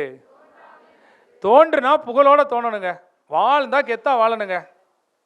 இல்லைன்னா அதுக்கு தோன்றுவதற்கு என்ன செய்யலாம், தோன்றாமலே இருக்கலாம். அப்படிங்கிறது தான் இந்த குறளுடைய பொருள். இதில் நமக்கு கொடுத்துருக்க குறள் என்னெல்லாம் அப்படிங்கிறத பார்க்கலாம். சொல்லுங்க. ஈதல் இசைப்பட வாழ்தல் அது வல்லது ஊதியம் இல்லை உயிருக்கு. இந்த இடத்துல சொல்லலாமான்னு தெரியல. ஒரு நாள் இந்த திருக்குறளை நான் வாசிச்சுட்டு இருக்கும்போது எனக்கு இந்த ஈதல்ங்கிற வார்த்தை ரொம்ப பிடிச்சிருச்சு. ஈதல் இசைப்பட வாழ்தல் அது வல்லது ஊதியம் இல்லை உயிருக்குன்ற இந்த குறள் பிடிச்சிருச்சு. இந்த குறளுக்கு அர்த்தம் என்னன்னா, இந்த மண்ணில் நம்ம பிறந்திருக்கோம், இந்த உயிர் வாழுது, இந்த உயிருக்கு ஊதியம் என்ன தெரியுமா? ஈதல், இல்லாதவனுக்கு கொடுக்கறது. இசைப்பட வாழ்தல், புகழோடு வாழ்றது, இதுதான் உயிருக்கு ஊதியம். இப்போ நான் என்ன சொல்ல வரேன்னா, நிலத்துக்கு ஊதியம் கொடுக்குறோம், அது என்ன? நிலத்துக்கு வாடகை கொடுக்குறோம். உழைப்புக்கு என்ன கொடுக்குறோம்? கூலி கொடுக்குறோம். தொழில் அமைப்புக்கு என்ன கொடுக்குறோம்? லாபம் கொடுக்குறோம். முதலுக்கு என்ன கொடுக்குறோம்? வட்டி. நான் சொல்றது புரியுதா? எக்கனாமிக்ஸில் ஒன்று உண்டு தெரியுமா, வெகுமதின்னு. இன்வெஸ்ட்மெண்ட்டுக்கு என்ன வேணும்? இன்ட்ரெஸ்ட். சரியா? ஒரு கம்பெனிக்கு என்ன வேணும்? லாபம் வேணும். ஒரு உழைப்புக்கு என்ன வேணும்? இதெல்லாம் என்னன்னா சன்மானம், வெகுமதி. உழைப்புக்கு வெகுமதி எது? கூலி. நிலத்துக்கு வெகுமதி என்னது? வாடகை. அதுபோல இந்த உயிருக்கு வெகுமதி எதுன்னா ஈதல், இசைப்பட வாழ்தல். இந்த ஈதல்ங்கிற வார்த்தை எனக்கு பிடிச்சதால நான் என்ன பண்ணேன்னா, ஈதல் ஃபவுண்டேஷன், ஈதல் அறக்கட்டளைன்னு ஒன்று ஆரம்பிக்கலான்னு என் மனசு ஆசைப்பட்டுருச்சு. ஊர் பூரா இந்த வார்த்தையை சொல்லி வச்சுட்டேன். திடீர்னு நெட்டில் அடித்து பார்க்குறேன், அதே பேரில் இன்னொரு ஃபவுண்டேஷன் இருக்குது. அது எங்கடா இருக்குதுன்னு பார்த்தா அமெரிக்காவில் இருக்குது. உடனே ஒரு நாள் நான் அவங்க நெட்டில் நம்பர் எடுத்து அமெரிக்காவுக்கு ஃபஸ்ட்டாக நான் ஒரு கால் பண்ணேன், நைட்டு ஒரு 2 மணிக்கு. அப்போ அந்த பக்கத்தில் அமெரிக்காவிலேருந்து ஒருத்தங்க எடுத்தாங்க ஃபோனை. நானே அமெரிக்காவுக்கு கால் பண்ணுறோம், இங்கிலீஷ் எப்படி இல்லாமல் பேசுகிறாங்களோ, யார் பேசுவா என்ன பேசுவான்னு தெரியலையே. இருந்தாலும் ஒரு மனசில் ஒரு எண்ணம், ஈதல் அறக்கட்டளைன்னு இருக்குது தமிழில். அப்போ கட்டாயமாக இவங்க தமிழில் தான் இருப்பாங்க, இவங்கள்ட்ட பேசி பார்ப்போமே அப்படின்னு சொல்லிட்டு கால் பண்ணேன். கால் பண்ணி, வணக்கங்க, நான் தமிழ்நாட்டிலேருந்து பேசுகிறேன், என்னோடய பேர் ஆகாசமூர்த்தி, நான் இந்த ஈதல் அறக்கட்டளைங்கிற பேர் எனக்கு ரொம்ப பிடிச்சிருச்சு, இதை நான் ரொம்ப நாளாக ஸ்டேட்டஸ் வச்சுட்டேன், எனக்கு அந்த பேரில் ஒரு ஃபவுண்டேஷன் ஆரம்பிக்கணும்னு. இப்போ கடைசி பார்த்தீங்கன்னா அந்த ஈதல்ங்கிற பேரில் இன்னொன்று இருக்கிறத பார்த்த உடனே சரி அவங்க யாருன்னு தெரிஞ்சுக்கலான்னு உங்களுக்கு கால் பண்ணேன்னு. ஆப்போசிட்டில் என்கிட்ட பேசினாங்க பாருங்கள், அவங்க என்கிட்ட ஒரு 15 நிமிஷம் பேசினாங்கங்க அமெரிக்காவிலேருந்து. ஒரு வார்த்தை கூட அவங்க ஆங்கிலமே பேசலைங்க, முற்றிலும் சுத்த தமிழில் பேசினாங்க. எனக்கு பயங்கர ஆச்சரியமாக இருந்தது. அப்போ தான் தெரிஞ்சு, எனக்கு தான் தமிழ் வரல, அவங்களுக்கு இங்கிலீஷ் அவ்வளோ, அவங்க இங்கிலீஷே பேசலை, தமிழ்லேயே பேசினாங்க. அப்போ நான் கேட்டேன், நீங்கள் என்னங்க பண்ணுறீங்கன்னு கேட்டேன். அவங்க சொல்கிறாங்க, அமெரிக்காவில் பிறந்த தமிழ் பெற்றோர்களுக்கு பிறந்த குழந்தைகள் இருப்பாங்கள்ல, அவங்களுக்கு நாங்கள் தமிழ் சொல்லி கொடுக்குறோம். தமிழ் சொல்லி கொடுத்து, தமிழ்நாடுன்னு ஒன்று இருக்குது, இதுதான் நம்ம நாடு, நாமெல்லாம் இங்கே பிழைக்க வந்திருக்கோம், நம்ம மொழி எப்படிப்பட்ட மொழின்னு நாங்கள் சொல்லி கொடுக்குறோம். சொல்லி கொடுத்துட்டு அங்கேருந்து ஆன்லைன் வழியாக நம்ம தமிழ்நாடு இருக்கோம்ல, தமிழ்நாட்டில் இருக்கக்கூடிய குழந்தைங்க இருப்பாங்களா, அரசு பள்ளி குழந்தைகள், அவங்களுக்கு இங்கிலீஷ் சொல்லி கொடுக்குறாங்க. அந்த குழந்தைங்களை வச்சு, அவங்களுக்கு இங்கிலீஷ் தெரியும்ல நல்ல, அவங்கள வச்சு இங்கே இங்கிலீஷ் சொல்லி கொடுக்குறாங்க. இதை சத்தமே இல்லாமல் எங்கே பண்ணுறாங்க? அமெரிக்காவில் பண்ணிட்டு இருக்காங்க. அந்த ஈதல்ங்கிற வார்த்தைக்குள்ள வரலாறு சொல்கிறேன். அப்போ தேடும்போது எனக்கு அந்த ஈதல்னு பிடிச்சிருச்சின்னு தேடும்போது, ஈதல்ங்கிற வார்த்தை சாதாரண வார்த்தை கிடையாது. ஈதல் இசைப்பட வாழ்தல் அது வல்லது ஊதியம் இல்லை உயிருக்கு. இந்த உயிருக்கு ஊதியமே இது 2 தான். நீ கதை சொன்னால் நல்லா கவனிப்பேன், ஆனால் கதை சொன்னால் திருக்குறள் நடத்த முடியல, அதான் பிரச்சனையாக இருக்குது. எனக்கு நல்லா தெரியும் கதை எனக்கு நல்லா தெரியும். ஒரு கதையாக ஒன்றுக்கு சொன்னால் அது பாடு கேட்டுட்டு இருப்பாங்க. அடுத்து கடைசியாக திருக்குறள் புகழ். இதோட இல்லறவியல் முடியுது. ஸோ நம்ம துறவரத்துக்கெலாம் போக போகிறதில்ல, இல்லறத்து தான் போக போகிறோம். சொல்லுங்கள், ஒரே ஒரு விஷயம் சொல்கிறேன் கேளுங்க, நல்லா தெரிஞ்சுக்கோங்க. உங்களை யாராவது புகழ்ந்து பேசணும்னு வச்சுக்கோங்களேன், நீங்கள் வேணால் இந்த உலகத்தில் யாரை வேணாலும் புகழ்ந்து பேசட்டும், அவங்க வரலாறு எடுத்து பாருங்கள், கட்டாயமாக யாரோ யாருக்கோ ஒன்றை கொடுத்தவங்களாக தான் இருப்பாங்க. இன்றைக்கி விஜயகாந்தை வந்து பெருசாக பேசுகிறாங்கன்னா அவர் வந்து அப்படி எல்லாரையும் நேசித்து சாப்பாடு போட்டிருக்காரு. நீங்கள் யாரை வேணாலும் பேசுங்களேன், யாரை வேணாலும் இந்த உலகத்தில் புகழ்ந்து பேசுகிற யாரையாவது ஒருத்தரை எடுத்து அவங்க வரலாறை படித்து பாருங்கள், அது நிச்சயமாக யாரோ ஒன்றுக்கு யாராவது எதையாவது கொடுத்தவங்களாக தான் இருப்பாங்க. அதை தான் இந்த வள்ளுவர் இந்த குறளில் சொல்கிறார். சொல்லுங்கள், உரைப்பார் உரைப்பவை எல்லாம் இறப்பாருக்கு ஒன்று ஈவார் மேல் நிற்கும் புகழ். இல்லாதவனுக்கு ஒன்றை கொடுத்துருப்பான் பாருங்க, இறந்து நின்னவனுக்கு ஒன்றை கொடுத்துருப்பான் பாருங்க, அவனை மட்டும்தான் இந்த உலகம் என்ன செய்யும் அப்படின்னு சொன்னால் புகழ்ந்து பேசும். புகழ் என்ற ஒன்று யாருக்கு ஏற்படும்னா, இல்லைன்னு வந்தவனுக்கு கொடுத்தவனுக்கு மட்டும்தான் இந்த உலகத்தில் புகழ். யாராவது ஒருத்தர் சர்டிஃபிகேட் கேட்ட உடனே கொடுத்துருப்பான், யாராவது ஒருத்தர் 4 பேரை படிக்க வச்சுருப்பான், யாராவது ஒருத்தன் என்ன ஹெல்ப்னாலும் பண்ணியிருப்பான், அவனை மட்டும்தான் இந்த உலகம் புகழ்ந்து பேசும். அது இல்லாமல் யாரையும் புகழ்ந்து பேசாது. நீங்களும் புகழோடு வாழணும்னு நினச்சிங்கன்னா இறப்பாருக்கு ஒன்று ஈதால் மட்டுமே நீங்கள் புகழை அடைய முடியும். இதை தான் இந்த குறள் சொல்லுது. ஸோ இத்தகைய அறங்களை செய்து உதவி செய்து கொடுத்து புகழோடு வாழ வேண்டும்னு இல்லறவியல் வந்து முடியுது. இப்போ உங்கள் கையில் ஒரு புக்கு வச்சுருக்கீங்களா, அந்த புக்கை எடுத்துக்கோங்க, அந்த புக்கில் என்ன இருக்குன்னு பாருங்கள்.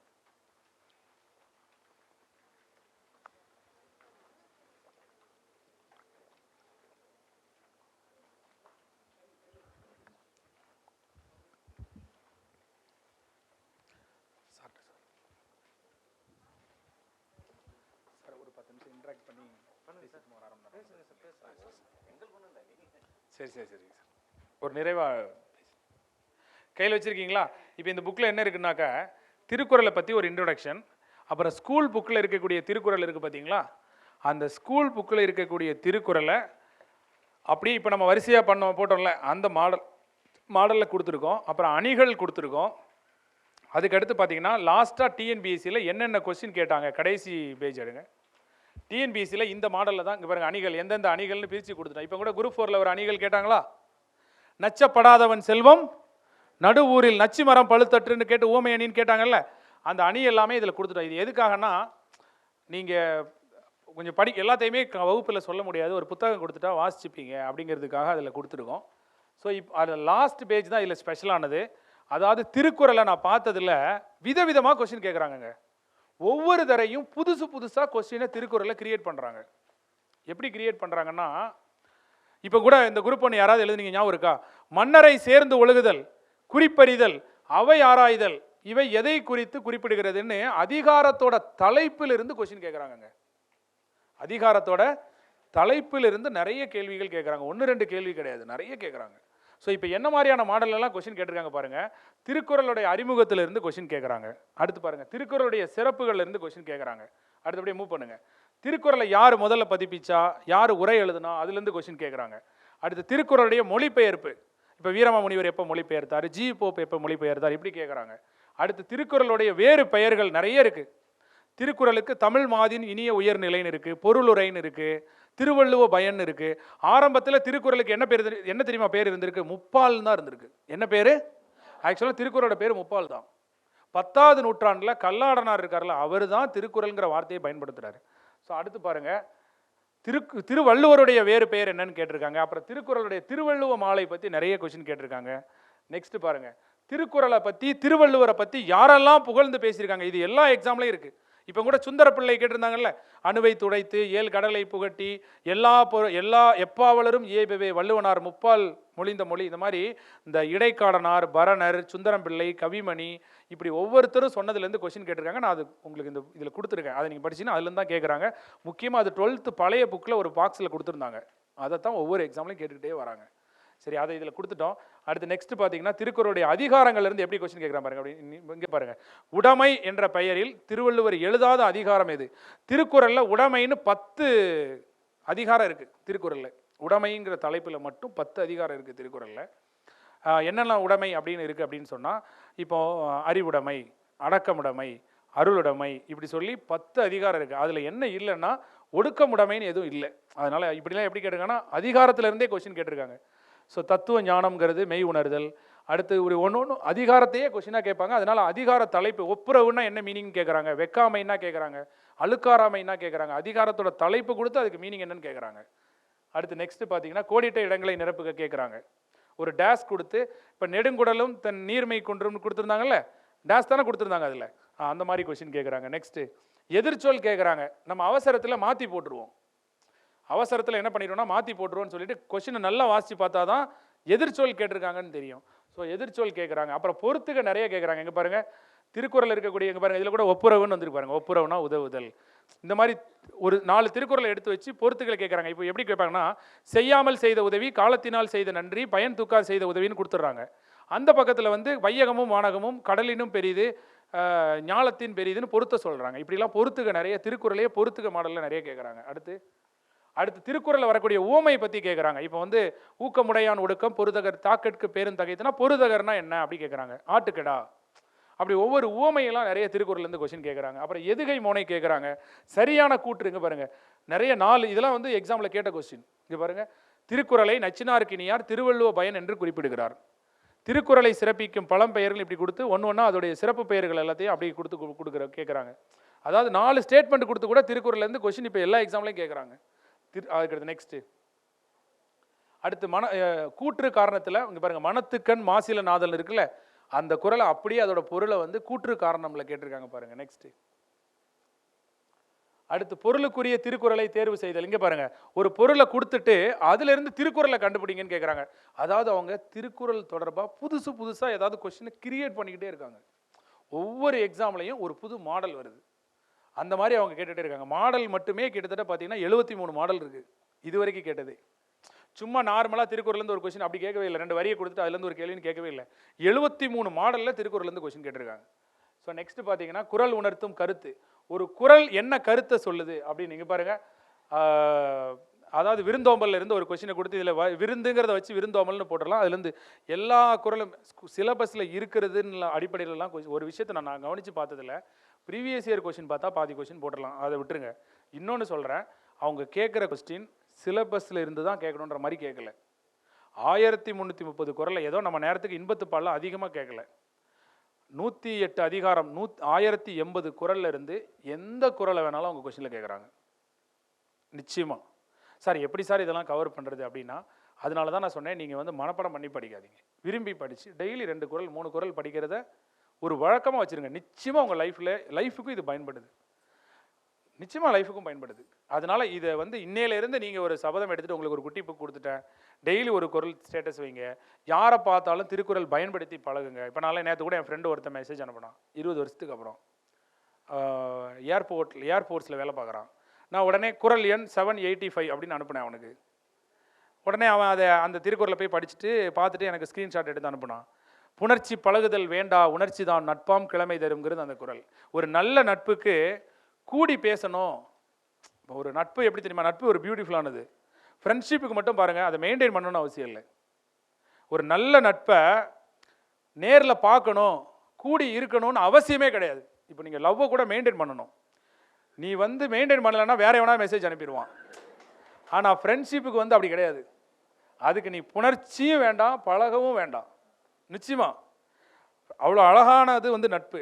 நட்பை போல செய்து கொள்வதற்கு எதுவுமே அரிதானது இல்லைன்னு திருவள்ளுவர் நட்பு குறித்து தான் அதிகமாக பேசுகிறார். இது டிஎன்பிசி கொஸ்டின். நட்புலேயே 5 அதிகாரம். நட்பு ஆராய்தல், பழமை, தீ நட்பு, கூடா நட்புன்னு நட்பு பற்றி மட்டும் இவ்வளோ சொல்கிறாரு. நட்பு பற்றி மட்டும் வள்ளுவர் இவ்வளோ சொல்கிறார். இதுவும் டிஎன்பிசி கொஸ்டினில் கேட்டது தான். அவங்க கொஸ்டின் எடுக்கிறவங்க அப்படி ரேண்டமாக பார்த்து எப்படி எடுக்கலான்னு மெனக்கேட்டு பியூட்டிஃபுல்லாக பார்த்து எடுக்கிறாங்க. பட் எடுத்து வச்ச கொஸ்டின்லேருந்து எடுத்துக்கிறாங்க. அப்படி தான் இருக்குது பெரும்பாலும் செட்டு பார்த்தீங்கன்னா தெரியும். நெக்ஸ்ட்டு பார்த்தீங்கன்னா வள்ளுவர் யாரை சொல்கிறாருன்னு சொல்லி ஒரு திருக்குறளுடைய வரியிலிருந்து இது யாரை குறிப்பிடுதுன்னு கேட்குறாங்க. அடுத்து நெக்ஸ்ட்டு வள்ளுவர் எதை குறிப்பிடுறாருன்னு கேட்குறாங்க. வள்ளுவர் எதோட ஒப்பிடுறாருன்னு கேட்குறாங்க. இப்போ கேட்டாங்கல்ல, கல்லாதவரை வள்ளுவர் எதோடு ஒப்பிடுகிறார் இல்லையா? உலர் என்னும் மாத்திரையார் அல்லார் கலரணையர் கல்லாதவர் அப்படின்னு. அதாவது படிக்காதவங்களை கலர் நிலத்தோடு ஒப்பிடுறாரு. இது கல்லாமைங்கிற அதிகாரத்தில். ஸோ இப்படியெல்லாம் அதில் கேட்குறாங்க. அடுத்து விடைக்கேற்ற வினா கூட கேட்குறாங்க. நெக்ஸ்ட் பார்த்தீங்கன்னா ஆங்கில சொல் கேட்குறாங்க பாருங்க. இங்கே பாருங்க, நுணங்கிய அப்படிங்கிற வார்த்தையில இருந்து இங்கிலீஷ் வார்த்தை கேட்குறாங்க. எப்படி புதுசு புதுசாக கிரியேட் பண்ணுறாங்க பாருங்க. திருக்குறளில் ஒரு திருக்குறளை கொடுத்துட்டு நுணங்கிய கேள்வியர் அல்லார் வணங்கிய வாயினர் ஆதல் அரிதுன்னு ஒரு குறள் இருக்கு. இந்த குறள் வந்து கேள்விங்கிற அதிகாரத்தில் இருக்கு. அதுல இருந்து எடுத்து நுட்பமான கேள்வி அறிவு இல்லாதவர் பணிவான சொற்கள் பேச மாட்டார்னு கொடுத்து அதுல இருந்து ஒரு கொஸ்டின் கேட்குறாங்க. நுணங்கிய அப்படின்னு சொன்னா அதுல இன்டெலிஜென்ட் அப்படிங்கிற மீனிங் இப்படி ஆங்கில சொல்லலாம் கேட்க ஆரம்பிச்சிட்டாங்க. நெக்ஸ்ட் பார்த்தீங்கன்னா ஒன்றுக்கும் மேற்பட்ட திருக்குறள் இருந்து கேள்வி கேட்குறாங்க. 2 திருக்குறள் லைனை கொடுத்து அதுல இருந்து கேட்குறாங்க பாருங்க. பலகுடை நீழலும் தம் குடை கீழ் காண்பார் இரவார் இறப்பார் கொன்று ஈவார் இவ்விரண்டு வரிகளும் உழவனின் பெருமையை பேசுகின்ற உழவுங்கிற அதிகாரம் சிலபஸ்ல இருக்கு. அதுல என்ன சொல்றாங்கன்னா அதுல எந்த 2 திருக்குறள் யாருக்குமே தெரியாதோ அந்த 2 குறளை கரெக்டாக கேட்டிருக்காங்க. ஒருத்த உழவுன்னு படித்தாலே எதை படிக்க மாட்டானோ அந்த குறளை எடுத்து கொஸ்டினில் கேட்டிருக்காங்க. அதான் இந்த கொஸ்டின். அடுத்து நெக்ஸ்ட் பார்த்தீங்கன்னா இந்த மாதிரி 4 திருக்குறளை கொடுத்து இதெல்லாம் வித்தியாசமான ஒரு ஸ்பெஷலான கொஸ்டின். இங்கே பாருங்க, 4 அதிகாரத்திலேருந்து கொஸ்டின் எடுத்திருக்கான் பாருங்க. பகல் வெல்லும் கூகையை காக்குங்கிறது என்ன அதிகாரம்? நெடும் புனலுங்கிறது. பகல் வெல்லும் கூகையை காக்குங்கிறது காலம் அறிதல். நெடும் புனலுள் வெல்லும் முதலைங்கிறது இடன் அறிதல். காலால் களரின் நரியடும். இந்த குறள்லாம் என்ன குறள் தெரியுமா உங்களுக்கு? நம்ம ஜெயலலிதா அம்மா இறந்ததுக்கு ஒரு விசாரணை ஆணையம் அமைச்சாங்க. அந்த ஆணையம் பேர் என்ன? ஆறுமுகசாமி ஆணையம்னு ஒரு நீதியரசர் தலைமையில் அமைச்சாங்கல்ல. அந்த ஆணையம் கொடுத்த அறிக்கையில ஒரு திருக்குறள் இருந்தது. காலால் களரில் நரியடும் கண்ணஞ்சா வேளால் முகத்த களிருன்னு. அந்த ஆணையம் கொடுத்த அறிக்கையை கொடுத்து அடுத்து ஒரு 2 எக்ஸாம் டிஎன்பிசி எக்ஸாமில் அந்த 2 அந்த திருக்குறளை கொஸ்டின் கேட்குறாங்க. இப்போ நேற்று கூட நம்ம பார்த்தீங்களா, சிஎம் சார் பேசினதுல இருந்து ஒரு கொஸ்டின் வந்திருந்தில்ல, அந்த போற்றுவார் போற்றட்டும் அந்த கண்ணதாசனுடைய வரிகள் கேட்குறாங்க. இப்போ இன்றைக்கி வந்து கவர்மெண்டோட ஸ்கீம்ஸில் இருந்து நிறைய கொஸ்டின்ஸ் தான் யூனிட் 8 யூனிட் 9லேருந்து கேட்குறாங்க. நீங்கள் அதனால் கவர்மெண்ட் ஸ்கீம்ஸ் எதை பார்த்தாலும் நுட்பமாக பாருங்கள். ஒரு போகிறீங்க ஆஸ்பத்திரியில் ஏதோ ஒரு ஸ்கீம் இம்ப்ளிமெண்ட் பண்ணுறாங்கன்னா நின்று கவனிங்க, வேறு வழி கிடையாது. ஈவன் கவர்மெண்ட்டாக அதான் விரும்புது. நீ கவர்மெண்ட் என்ன பண்ணுறாங்கன்றதை ஃபாலோ பண்ணணும்னு விரும்புது. புரியலைங்களா உங்களுக்கு? அதுக்காக நான் சொல்ல வரேன். ஏன்னா கொஸ்டின் வந்து நம்ம அந்த நிர்வாகத்துக்கு தானே வேலை பார்க்க வரோம். அப்போ அந்த நிர்வாகத்தை பற்றி முன்னாடியே தெரிஞ்சுட்டு வாங்க அப்படின்னு எதிர்பார்க்குது. அதனால அதுக்கேற்ற மாதிரி நீங்கள் மாறி தான் ஆகணும், வேறு வழி கிடையாது. ஸோ இதெல்லாம் பார்த்தீங்கன்னா அந்த கொஸ்டின் கேட்டிருந்தாங்க. அதுக்கு என்ன அர்த்தம்னா, ஒரு வலிமையான யாருக்குமே பயப்படாத ஒரு பகைவருடைய வலிமையான வேலுக்கு பயப்படாத யானை வந்து சேற்று நிலத்தில் சிக்கிருச்சுன்னு வச்சுக்கோங்க, நரி கூட அதை கொன்னுருமா. இந்த குறள் வந்து ஆறுமுகசாமி ஆணையம் அவர்களுடைய ரிப்போர்ட்டில் இருந்தது. அதை கரெக்டாக எக்ஸாமில் கேட்குறாங்க. நீங்கள் ரீசெண்டாக யாராவது சிஎம்ஓ இல்லை பிஎம்ஓ இல்லை வேறு யாராவது பேசியிருந்தாங்கன்னா அந்த குறள், இப்போ உதாரணத்துக்கு பட்ஜெட்டில் தாக்கல் பண்ணும்போது பேசுகிறாங்கன்னு வச்சுக்கோங்க, கரெக்டாக அந்த குறளை எக்ஸாமில் கேட்குறாங்க. அதனால் அதையும் நீங்கள் கொஞ்சம் திருக்குறள் பாயிண்ட் ஆஃப் வியூவில் பார்த்து வச்சுக்கோங்க. ஸோ நெக்ஸ்ட்டு பாருங்கள், இப்படின்னா என்னன்னு சொல்லி தலைப்பு சீர்களை முறைப்படுத்த சொல்லி இது இருக்குல்ல, இகழ்வேந்தர் சேர்ந்தொழுகுவார்னு வரிசைப்படுத்த சொன்னாங்களா இந்த எக்ஸாமில் குரூப் 4ல்? அந்த மாதிரி வரிசைப்படுத்தவும் சொல்கிறாங்க. நெக்ஸ்ட்டு ஒரு பத்தியை கொடுத்து அந்த பத்தியிலிருந்து கொஸ்டின் கேட்குறாங்க. நெக்ஸ்ட்டு இன்பத்துப்பாலிருந்து கூட கொஸ்டின் கேட்க ஆரம்பிச்சிட்டாங்க. நீ இன்பத்துப்பாலையும் படித்து தான் ஆகணும். டைம் கிடைக்கும் போது ரகசியமாக அதை திறந்து பார்த்து அதுலேருந்து 2 குறளாக படிச்சுக்கோ. இன்பத்துப்பால் அவ்வளோ டேஸ்ட்டாக இருக்குது. ஆமாம், வள்ளுவருடைய திருக்குறளில் வரக்கூடிய இன்பத்துப்பாலுங்கிறது உடல் வர்ணனை கிடையாது, நிச்சயமாக உடல் வர்ணனை கிடையாது. அது வந்து ரொம்ப டீசெண்டாக இருக்கும். ஒரு தலைவன் தலைவியினுடைய காதல் பற்றி அவ்வளோ அழகாக, ஃபஸ்ட்டு வந்து ஒரு தலைவன் ஒரு தலைவியை பார்க்கும்போது அவருடைய அழகை பார்த்து மயங்குறான். தகை அணங்கு உறுத்தல் அப்படின்னு ஒரு 10 திருக்குறள். இதெல்லாம் நீ சினிமா பாட்டில் பார்த்தது தான். அழகு ஒரு பெண்ணாகி இருக்குல்ல, அது மாதிரி எல்லாம் நான் இன்பத்துப்பாலை வந்து நடத்தணும்னு எனக்கு ஆசை. ஆனால் அறமும் பொருளும் நடத்தாமல் இன்பத்துப்பால் நடத்தினா விளங்காதுன்னு சொல்லிட்டு வெயிட் பண்ணிட்டு இருக்கேன். இல்லைன்னா இந்த ஆள் ஒரு மாதிரி ஆள் போல அப்படின்னு நினச்சிருவாங்க அப்படின்ட்டு வெயிட் பண்ணிட்டு இருக்கேன். ஆனால் எனக்கு இன்பத்துப்பால் நடத்தணும், இப்போ உள்ள சினிமா பாட்டோட ஒப்பிட்டு இன்பத்துப்பாலை நடத்தணும்னு எனக்கு ஆசை. ஏன்னா இன்பத்துப்பாலில் அவ்வளோ சூப்பராக இருக்குது. ரொம்ப அவசியமானது இப்போதைக்கு இன்பத்துப்பால் தான் என்னை கேட்டால். ஒரு தலைவன் தலைவியினுடைய உள்ள உணர்வுகள், ஏன்னா அதுதான் நம்ம வாழ்க்கை. எங்கள் வேலைங்கிறது வாழ்கிறதுக்கு ஒரு வழி தான், வாழ்க்கை கிடையாது, நிச்சயமாக வாழ்க்கை கிடையாது, வாழ்வதற்கு ஒரு வழி. மற்றபடி வாழ்க்கை எதுனா இந்த மாதிரியான தலைவன் தலைவனுடைய அன்பெல்லாம் வாழ்க்கை அது. அதெல்லாம் புரிஞ்சுக்கணும். ஒரு திருக்குறள்லாம் படித்தங்க, உப்பு அமைந்தற்றால் புலவி அது சிறிது மிக்கற்றால் நீல விடல்னு ஒரு குறள்.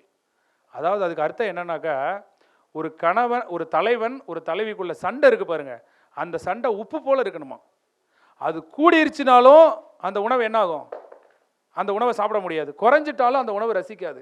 அதுபோல் ஒரு தலைவன் தலைவி கிட்ட சண்டை போடுறாங்க பார்த்தீங்களா, அந்த சண்டையும் அந்த உப்பை போல இருக்கணும்னு அழகாக வந்து வள்ளுவர் இன்பத்துப்பாலில் சொல்லியிருப்பார். நிறைய இன்பத்துப்பாலில் நிறைய திருக்குறள் ரொம்ப ப்ராக்டிக்கலாக நம்ம மனசில் என்ன இருக்கோ அதை அவ்வளோ அழகாக வந்து சொல்லியிருப்பார்.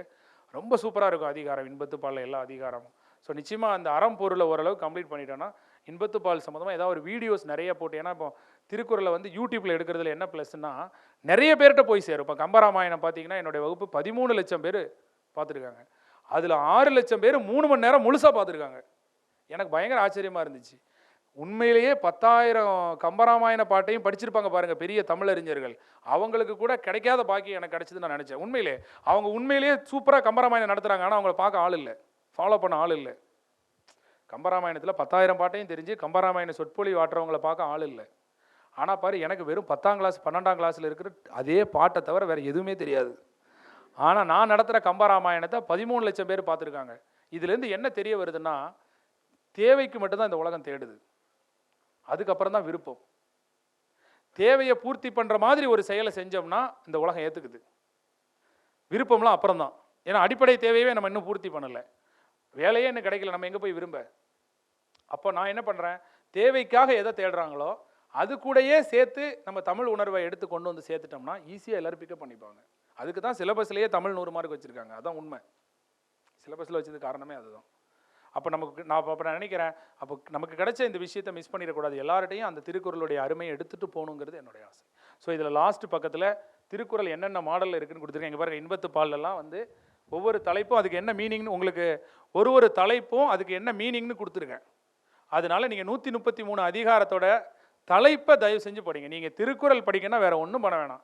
அந்த தலைப்பு, அந்த தலைப்புக்கு என்ன மீனிங், இப்படி ஒரு அதிகாரம் இருக்குன்னு தெரிஞ்சால் போதும், வேறு ஒன்றும் வேணாம். நிச்சயமாக சக்ஸஸ் பண்ணிடலாம். ஓகேயா?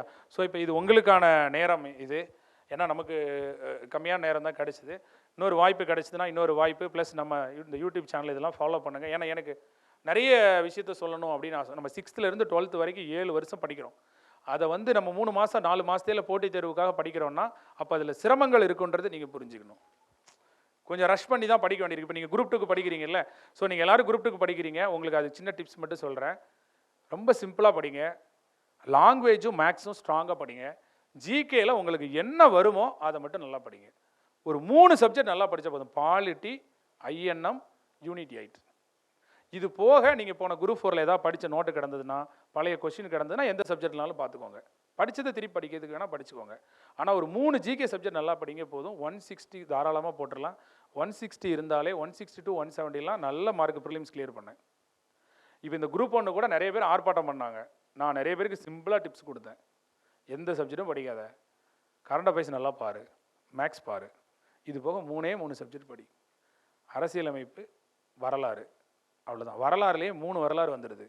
வரலாறு யூனிட் 8ம் வந்துடுது, ஐஎன்எம்மும் வந்துடுது, இந்தியன் ஹிஸ்ட்ரியும் வந்துடுது இல்லையா? ஹிஸ்ட்ரியும் பாலிட்டியும் படிச்சுக்கோ, மேக்ஸ் கரண்ட் அஃபேர்ஸ் படிச்சுக்கோ, போதும். நான் ரிஸ்கே எடுக்காத, சிம்பிளாக. இது போக பழைய நேரம் இருந்தால் பழைய கொஸ்டின் பாரு, சிலபஸில் உள்ள தலைப்புக்கு ஏதாவது சிம்பிளாக 10th லெவல் பேசிக் தெரிஞ்சுக்கோன்னு. அதனால் இப்போ இந்த 1.5 மாதம் 1.25 மாதங்கிறது குரூப் 2க்குலாம் ரொம்ப தாராளமான டைம். அதே மாதிரி நான் மற்ற போட்டித் தேர்வுக்கு படிக்கிறவங்களுக்கு நான் சொல்கிறேன், ரொம்ப சிம்பிள். நிறைய பேர் அந்த எந்த ஒரு கஷ்டமான வேலையும் செய்ய ஒரு ஈஸியான வழி இருக்கும். அதை கண்டுபிடிக்க நிறைய பேர் ட்ரை பண்ணுறதில்ல. 7 வருஷம் ஒருத்தர் கஷ்டப்பட்டு படிக்கிறான். அன்றைக்கி ஒரு நாள் ஒருத்தர் 7 வருஷம் படித்து பாஸ் ஆகிட்டாருன்னு சொல்லிட்டு ஏதோ ஒரு டிவிக்கு பேட்டி கொடுத்துட்டு இருக்காரு.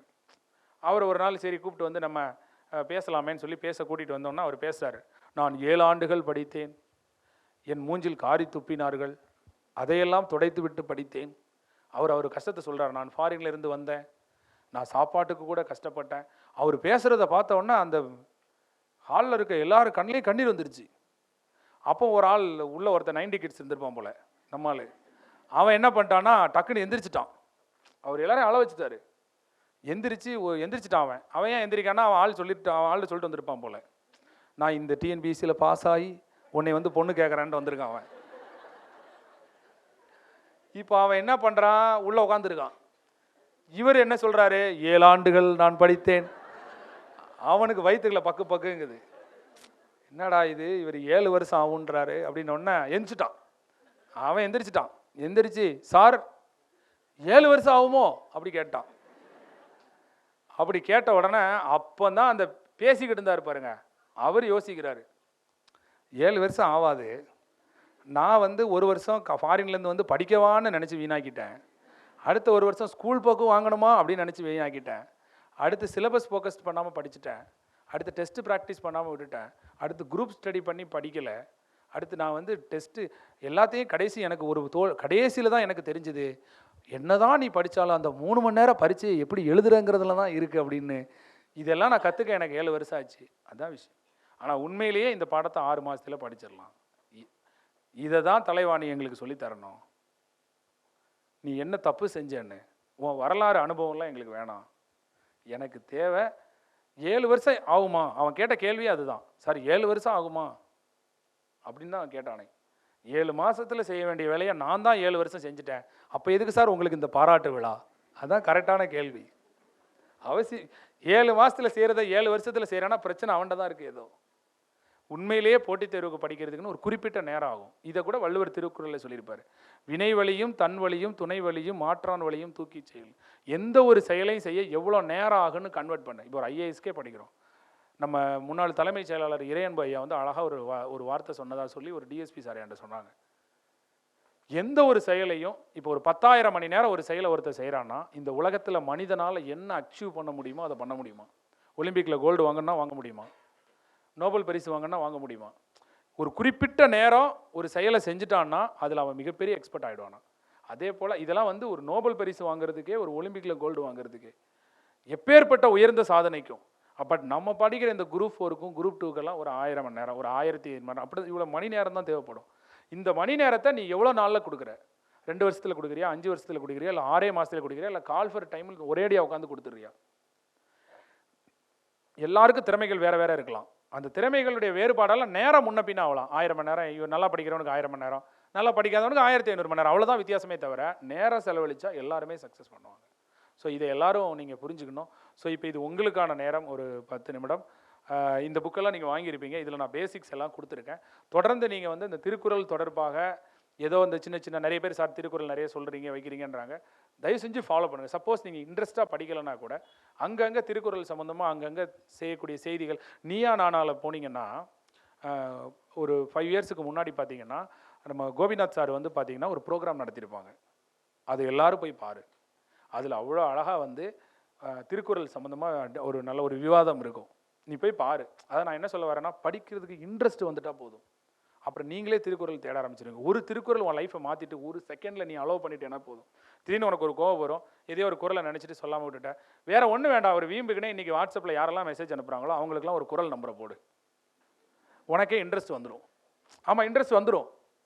உனக்கே ஆட்டோமேட்டிக்காக வந்து என்ன செய்யணும், நானே ஒரு சிம்பிளாக சொல்கிறேன், பட் என்னோட ஹிஸ்ட்ரி தான் சொல்கிறேன். நான் பாரு லைஃப்பில் எனக்கு எந்த அளவுக்கு திருக்குறளை மாற்றத்தை ஏற்படுத்துதுன்னு நானும் சொல்கிறேங்கிறதுக்காக. இந்த கொரோனாவில் என்ன ஆயிடுச்சுன்னா, நான் நடத்தக்கூடிய இந்த நிறைய நிறுவனத்தை அடைக்க வேண்டிய சூழ்நிலை ஆயிடுச்சு. வாடகை கொடுக்க முடியல. வாடகை எங்கேயுமே கொடுக்க முடியல. நான் உடனே என்ன பண்ணேன்னா, கொரோனா வந்த உடனே அந்த பில்டிங் ஓனருக்கெல்லாம் ஒரு மெசேஜ் போட்டேன். என்ன மெசேஜ் போட்டேன்னா, ஐயா வணக்கம், இந்த கடினமான காலத்தில் உங்கள் கருணையை எதிர்பார்க்கிறேன் அப்படின்னு சொல்லி மெசேஜ் போட்டு, என்னால் வாடகை கொடுக்க முடியல, எளிமை எழுபிறப்பும் உள்ளுவர் தங்கன் விழுமம் துடைத்தவர் நட்புன்னு ஒரு குறளை டைப் பண்ணி, நல்லவர்கள் தன் கடினமான காலத்தில் கஷ்டமான காலத்தில் உதவி செஞ்சவங்களுடைய நட்பை 7 பிறவிகளையும் மறக்க மாட்டார்கள், நான் உங்களை 7 பிறவிகளையும் மறக்க மாட்டேன், அதனால் வாடகை மட்டும் இப்போதைக்கு கேட்டுறாதீங்க அப்படின்னு சொல்லி ஒரு மெசேஜ் போட்டேன். மொத்தம் 40 ஓனருக்கு போட்டேன். ஒரு 30 பேர் அதை கண்டுக்கவே இல்லை. ஒரு 25 பேருக்கு டெலிவரி ஆச்சு. ஒரு 30 பேர் கண்டுக்கவே இல்லை. ஒரு 10 பேர் ரிப்ளை பண்ணாங்க, பரவாயில்ல ஆகாஷ் நீங்கள் பாருங்கள் அப்படின்னு சொன்னாங்க. இருந்தாலும் நேரில் பேச வேண்டிய விஷயத்தை நேரில் தான் பேசணும். அதை ஃபோன்லேயே வாட்ஸ்அப்லேயே சாதிக்க நினைக்கக்கூடாது. எடுக்கிறது பிச்சை, இதில் என்ன வேண்டி கிடக்கு அப்படின்னு சொல்லிட்டு நானே காரை எடுத்துகிட்டு போய் எல்லா பில்டிங் ஓனரையும் நேரில் போய் பார்த்தேன். பார்த்து இதே மாதிரி நேரில் உட்காந்து பேசினேன். ஐயா வணக்கம், இந்த கடினமான காலத்தில் உங்கள் கருணையை எதிர்பார்க்குறேன், எளிமை எழுபிறப்பும் உள்ளுவர் தங்கன் விழுமம் துடைத்தவர் நட்புன்னு திருக்குறளை சொன்னேன். நான் வாடகை வேணாம், மெதுவாக வாங்கிக்கிறேன், திருக்குறள் சொல்லாதீங்க அப்படின்றான். சீரியஸா யாருமே என்னை காலி பண்ணுன்னு சொல்லவே இல்லை. யாருமே ஒருத்தர் கூட காலி பண்ணு சொல்லலை. 8 மாதம் வாடகை கொடுக்கல, ஒருத்தர் கூட காலி பண்ணுன்னு சொல்லலை. காரணம் என்ன? நம்ம அதை அப்ரோச் பண்ண விதம். The power of word, power of Thirukkural. ஒன்றும் வேண்டாம், நான் ஒரு புத்தக கடை வச்சுருக்கேன் கடலூரில். அந்த புத்தக கடை வாசலில் கொரோனாவில் அடைச்சிட்டு திறக்கும் போது ஒரு பழக்கடைக்காரன் என்ன பண்ணான்னா, அந்த கடையை மறித்து கடையை போட்டான். என் கடையை வாசலில் மறிச்சு. நான் வந்து இந்த பழக்கடைக்காரன்ட்ட போய் நம்ம பேசவா? நம்ம வந்து சொல்லுவாங்களே, வள்ளுவர் தான் சொல்லியிருக்காருல்ல, வலியார் முன் தன்னை நினைக்காதான் தன்னை மெலியார் மேல் செல்லும் இடத்துன்னு. நம்மளை விட கீழே இருக்கிறவங்கள்ட்ட போய் நம்ம என்ன செய்வோம்? நம்ம அதிகாரத்தை காட்டுவோம். மேலே இருக்கிறவங்கள நம்ம அஞ்சு போய் நிற்போம். நான் என்ன பண்ணேன்னா, அந்த பழக்கடைக்காரன்ட்ட போய் நம்ம மல்லு கட்ட வேண்டாம்னு சொல்லிட்டு சொல்லிவிட்டேன், எப்போ அந்த கடையை கொஞ்சம் மாற்றி போடுப்பா அப்படின்னு. அவன் கேட்க மாட்டேன்ட்டான். நான் வேறு லோக்கல் எஸ்ஐயாக இருந்ததால என் ஃப்ரெண்டுகிட்ட சொன்னேன். அவன் வந்து சொன்னால் கேட்கல. இன்ஸ்பெக்டர் வந்து ஜீப்பில் இறங்கி சொல்லிட்டு போனார், இந்த கடையை மாற்றி போட்டு போனால் கேட்கவே இல்லை. அவன் கேட்கவே இல்லை. நானும் ஒரு 2 மாதமாக பார்க்குறேன், அவன் கடையை வந்து நம்ம கடையை மறித்து போட்டுக்கிட்டான். ஆனால் அவன் வந்து கடையை எடுக்கவே மாட்டேங்கிறான். அந்த பழக்கடைக்காரன் கேட்டால் நான் வந்து அந்த லோக்கல் இன்ஃப்ளூயன்ஸ்லாம் வச்சு நான் பிரச்சனை பண்ணிக்கிடுவேன், வச்சுக்கிடுவேன்றது அவன் எண்ணமாக இருக்குது. நான் திடீர்னு ஒரு நாள் என்ன பண்ணேன்னா, அந்த வழியை எங்கேயோ கிளாஸ் எடுத்துகிட்டு இதே மாதிரி திருக்குறள் கிளாஸ் எடுத்துகிட்டு வந்தேன். திருக்குறள் மனசு முழுக்க நிரம்பி இருந்தது. அந்த நேரத்தில் என்ன பண்ணேன்னா, வரும்போது இவன் கடையை பார்த்த உடனே டக்குன்னு கீழே இறங்கி அந்த அண்ணன்ட்ட போய், அண்ணன் நீங்கள் நம்ம கடை வாசலில் கடை போட்டிருக்கீங்க, அண்ணன் உங்களுக்கு ஒரு கஷ்டம்னா நான் வரணும். எனக்கு பிழைக்கிறதுக்கு நிறைய வழி இருக்குது. ஆனால் நீங்கள் இந்த பழக்கடை தான் போட்டிருக்கீங்க. நான் போய் உங்கள்கிட்ட வந்து சண்டை போடுறதோ மாற்றி வைங்கன்னு சொல்கிறதோ எனக்கு நியாயமாக தெரியல.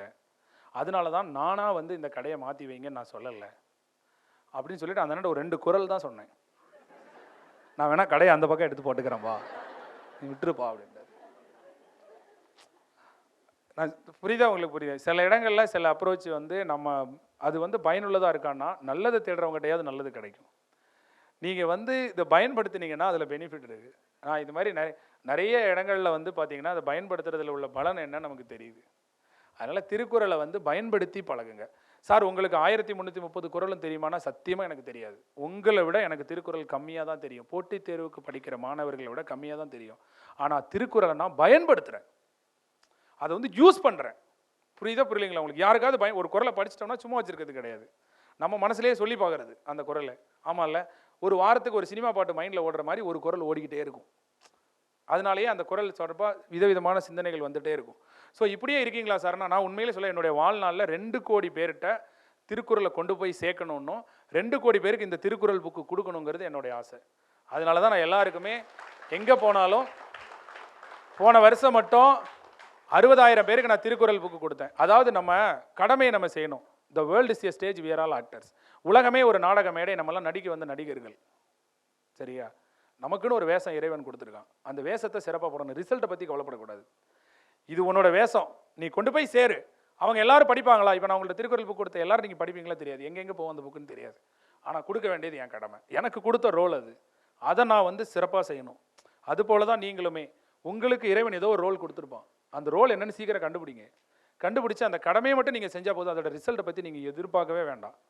நீங்கள் பாட்டுக்கு அந்த கடமையை செஞ்சுட்டு போயிட்டே இருங்க. நீங்கள் இருக்கிற வரைக்கும் அந்த இப்போ நீங்கள் ஒரு எஸ்ஐயா ஒரு 2 வருஷம் ஒரு ஸ்டேஷனில் வேலை பார்க்கணும், நீ இருக்கிற வரைக்கும் ஹானஸ்ட்டாக வச்சுருக்கணும் அந்த ஸ்டேஷனை.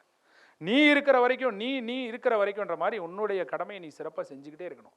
அதுதான் ரொம்ப ரொம்ப முக்கியமானது அப்படிங்கிறத சொல்லிவிட்டு, ஸோ இப்போ இது உங்களுக்கான நேரம். இந்த மைக் தருவாங்க. ஏதாவது டவுட் இருந்துன்னா சிம்பிளாக கேட்டுட்டு நம்ம விடை பெற்றுக்கலாம். நான் விடை பெற்றுக்கலாம். ஏதாவது மைக் இருந்தால் கொடுங்க. ஏதாவது கேட்குறதா இருந்தால் கேட்டுருங்க, நம்ம விடை பெற்றுக்கலாம். இப்போ டூ லேட் ஆகிடுச்சு, இருந்தாலும் ஏதாவது டவுட் இருந்தால் அந்த சார் கேட்குறாங்க. அண்ணா வேறு ஏதாவது இப்போது எதுனா நம்ம பேசுவோம். கவனிங்க, நானே ஒரு 10 மினிட்ஸ்க்கு அப்புறம் நம்ம வந்து தமிழ் தாய் வாழ்த்தோடு தொடங்கணும், அப்படி தானே? அப்போ ஜனகன மனுகதி முடிக்காமல் போகக்கூடாது. போனால் தெய்வ குத்தம், பார்த்து வச்சுக்கோ. வணக்கம் ஐயா. ரைட். எனக்கு என் போன்ற எல்லாருக்குமே ஒரு சின்ன சந்தேகம். இப்போ வந்து எல்லாரும் பெரும்பாலும் ப்ரிலிம்ஸ் ப்ரிப்பேர் பண்ணிகிட்டு இருக்கிறோம். ஆமாம். இதே டைமில் நமக்கு மெயின்ஸ் இருக்குது. இப்போ ஒரே நேரத்தில் ப்ரிலிம்ஸ் தயார் பண்ணிகிட்டு இருக்கும்போதே மெயின்ஸ் தயார் பண்ணலாமா? அது நம்மளை பாதிக்குமா ஐயா? ஐயா, இப்போ வந்து நேரம் ரொம்ப கம்மியாயிடுச்சு.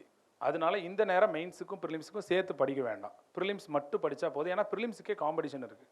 ஒன்று, கால்ஃபர் இல்லாத நேரத்தில் தான் 2ஐயும் சேர்த்து படிக்கணும். கால்ஃபர் வந்துருச்சுன்னா ப்ரிலிமினரிக்கு மட்டும்தான் படிக்கணும். ஏன்னா நிறைய பேர் இன்டர்வியூ போயிட்டு கூட யூபிஎஸ்சிலலாம் ப்ரிலிம்ஸ் கிளியர் பண்ணாதவங்களாம் இருக்காங்க இந்த வட்டம். அதனால் ப்ரிலிம்ஸ் வந்து இவங்களும் விதவிதமான கொஷின் கேட்குறாங்க. அடுத்து மட்டும் இல்லாமல் இப்போ வரக்கூடிய 2வும் 2A 2 இருக்கிறதால 2க்கு வந்து 3000 ரேங்க்குள்ளே வரணும். அப்படிங்கிறப்போ அவங்க ப்ரிலிமினரி தான் ஃபோக்கஸ் பண்ணி ஆகணும். இங்கே நிறைய பேர் என்ன முடிவு பண்ணிட்டாங்கன்னா, நான் 2A தான் அப்படின்னு இப்போயே முடிவு பண்ணிட்டாங்க. இது பெரிய ஆபத்து, நல்லா தெரிஞ்சுக்கோ. சொல்லிட்டேன், நீ 2A மட்டும் போதுன்னு சொல்லாத. லோ எய்ம் இஸ் கிரைம்னு சொல்லுவாங்க. நம்ம ரேடியனில் ராஜபூதி சார் அடிக்கடி இந்த வார்த்தையை சொல்லுவார். Low aim is crime. புரியுதா புரியலைங்களா? குறைவான இலக்குடையது குற்றம். நீ 2வை கையில் வச்சுக்கிட்டு 2ஏன்னு சொல்லாத. மெயின்ஸ் நீ 2 பாஸ் பண்ணிட்டு கூட 2A வேண்டான்னு சொல்லு. 2 வேண்டாம் 2A எழுத போகிறேன்னு சொல்லு. 3000க்குள்ளே எய்ம் பண்ணிட்டு கூட 20,000க்குள்ளே வா. ஆனால் 20,000 எய்ம் பண்ணாதான் நிறைய தப்பிடும். அதனால நினைப்பது உயர்வாக இருக்கட்டும். பட் இப்போதைக்கு மெயின்ஸ் வேணாம். ஆனால் முடிஞ்சதுக்கு அப்புறம் நமக்கு நல்ல டைம் கிடைக்கும். ஏன்னா சிலபஸ் மாற்றிட்டாங்களா, எல்லாரும் 0ல இருந்தால் ஆரம்பிக்கிறாங்க. புதுசாக சிலபஸ் இன்னைக்கு நல்லா தெரிஞ்சுக்கோங்க. எவ்வது உறைவது உலகம், உலகத்தோடு அவ்வது உறைவது அறிவு. உலகம் எப்படி போகுதுன்னு பாரு, சீக்கிரமே உன்னை அதுக்கேற்ற மாதிரி மாற்றிக்கோ. இல்லைனா இன்னைக்குள்ள போட்டி தெருவில் நீ ஃபீல்டில் நிற்க முடியாது. திடீர்னு காலைல பேப்பரில் பார்ப்பேன், குரூப் 2 சிலபஸ் மாற்றிட்டாங்க. அப்படியா, ஓகே அப்படின்ட்டு போயிட்டே இருக்கணும். அந்த எக்ஸாம் கம்ப்யூட்டர் எக்ஸாமா, ஓகே அப்படின்னு போயிட்டு. புக்கை மாற்றிட்டாங்க, ஓகே இப்படிலாம் போகலன்னா உன் வாழ்க்கையே ஒன்று இல்லை. ஆமாம், முடிஞ்சதுக்கப்புறம் இப்போ எல்லாருமே 0ல இருந்தால் மெயின்ஸ் படிக்க போகிறோம். புது சிலபஸ், கம்ப்யூட்டர் பேஸ்டு எக்ஸாம், எல்லாமே மாறிடுச்சு. எல்லாத்துக்கும் நம்ம அடாப்ட் பண்ணிக்கலாம். நிறைய பேர் போன குரூப் 2 மெயின்ஸ் ஃபஸ்ட் டைம் எழுதி நிறைய பேர் கிளியர் பண்ணியிருக்காங்க. அதனால் ஒன்றும் பிரச்சனை இல்லை. ஆனால் இப்போ வேணாங்க, பார்க் பண்ணிக்கலாம். வேற சொல்லு தாய். தமிழில் வந்து உங்களால் ரிப்பீட் ரிவிஷன் பண்ண முடியுது. ஜிஎஸ் ரிவிஷன் பண்ணுறது டஃப்பாக இருக்குது. ரைட், ஜிஎஸை பொறுத்தளவில் நான் உங்களோட ஒன்று சொல்கிறேன் கேளுங்க. சப்ஜெக்டை பிரிச்சுக்கோங்க. பிடிச்ச சப்ஜெக்ட்டு, ஸ்கோர் பண்ணுற சப்ஜெக்ட்டு, அடுத்து கஷ்டமான சப்ஜெக்ட்லாம் பிரிச்சுக்கோங்க. உங்களுக்கு பிடிச்ச சப்ஜெக்ட் நீங்கள் எவ்வளோ எஃபோர்ட் போட்டாலும் இன்ட்ரெஸ்ட் இருக்கும். புரியுதா உங்களுக்கு? நீங்கள் படிக்கிற நேரத்தையும் பிரிச்சுக்கோங்க. ஒரு நாளைக்கு ஸ்கோரிங் சப்ஜெக்ட் படிங்க, பிடிச்ச சப்ஜெக்ட் படிங்க, பிடிக்காத முக்கியமான சப்ஜெக்ட் இருந்தாலும் படிங்க. 3 கலந்துருக்கிற மாதிரி 3 ஜிகே சப்ஜெக்டாவது ஒரு நாளைக்கு படிக்கிற மாதிரி பார்த்துக்கோங்க. மினிமம் ஒரு 3 to 4. இப்போ இது ப்ரிலிம்ஸ் ஆஸ்பெக்ட்ஸில் பார்த்தா 3லேருந்து 4 பாடங்கள் நீங்கள் படித்தா போதும். ரிவிஷன் தமிழ் பண்ணுற அளவுக்குனா தமிழ் உங்களுக்கு பிடிக்குன்றதுனால அதோட ரிவிஷன் இன்ட்ரெஸ்ட்டாக இருக்கும். அடுத்து 100 மார்க் இருக்கிறதால நீங்கள் நல்லா நூக் அண்ட் கார்னர் கூட கவனமாக நீங்கள் ரிவிஷன் பண்ணுவீங்க. பட் ஃபிசிக்ஸில் எத்தனை கொஸ்டின் கேட்பானா மாட்டானே தெரியாது. அதை படிக்கிறதே பெரிய பாடு. அதை போய் நீ எப்படி ரிவிஷன் இன்ட்ரெஸ்ட்டாக பண்ண மாட்டீங்க. அடுத்து ஜிகேல நிறைய நம்ம மனப்படம் தான் பண்ணுறோம், புரிஞ்சு படிக்கிறது இல்லை. அதனால தான் அது ரிவிஷன் டஃப்பாக இருக்குது. பட் நான் என்ன சொல்ல வரேன்னா, ஃப்ரீக்வெண்ட்டாக மல்டிபிள் சாய்ஸ் ப்ராக்டிஸ் பண்ணுங்கள், ஒன்லைனர் ப்ராக்டிஸ் பண்ணுங்கள். அதை பண்ணிட்டு இருந்தீங்கனாலே போதும், நிச்சயமாக சக்ஸஸ் பண்ணிடலாம். ஓகே, வேற? வணக்கம் சார்.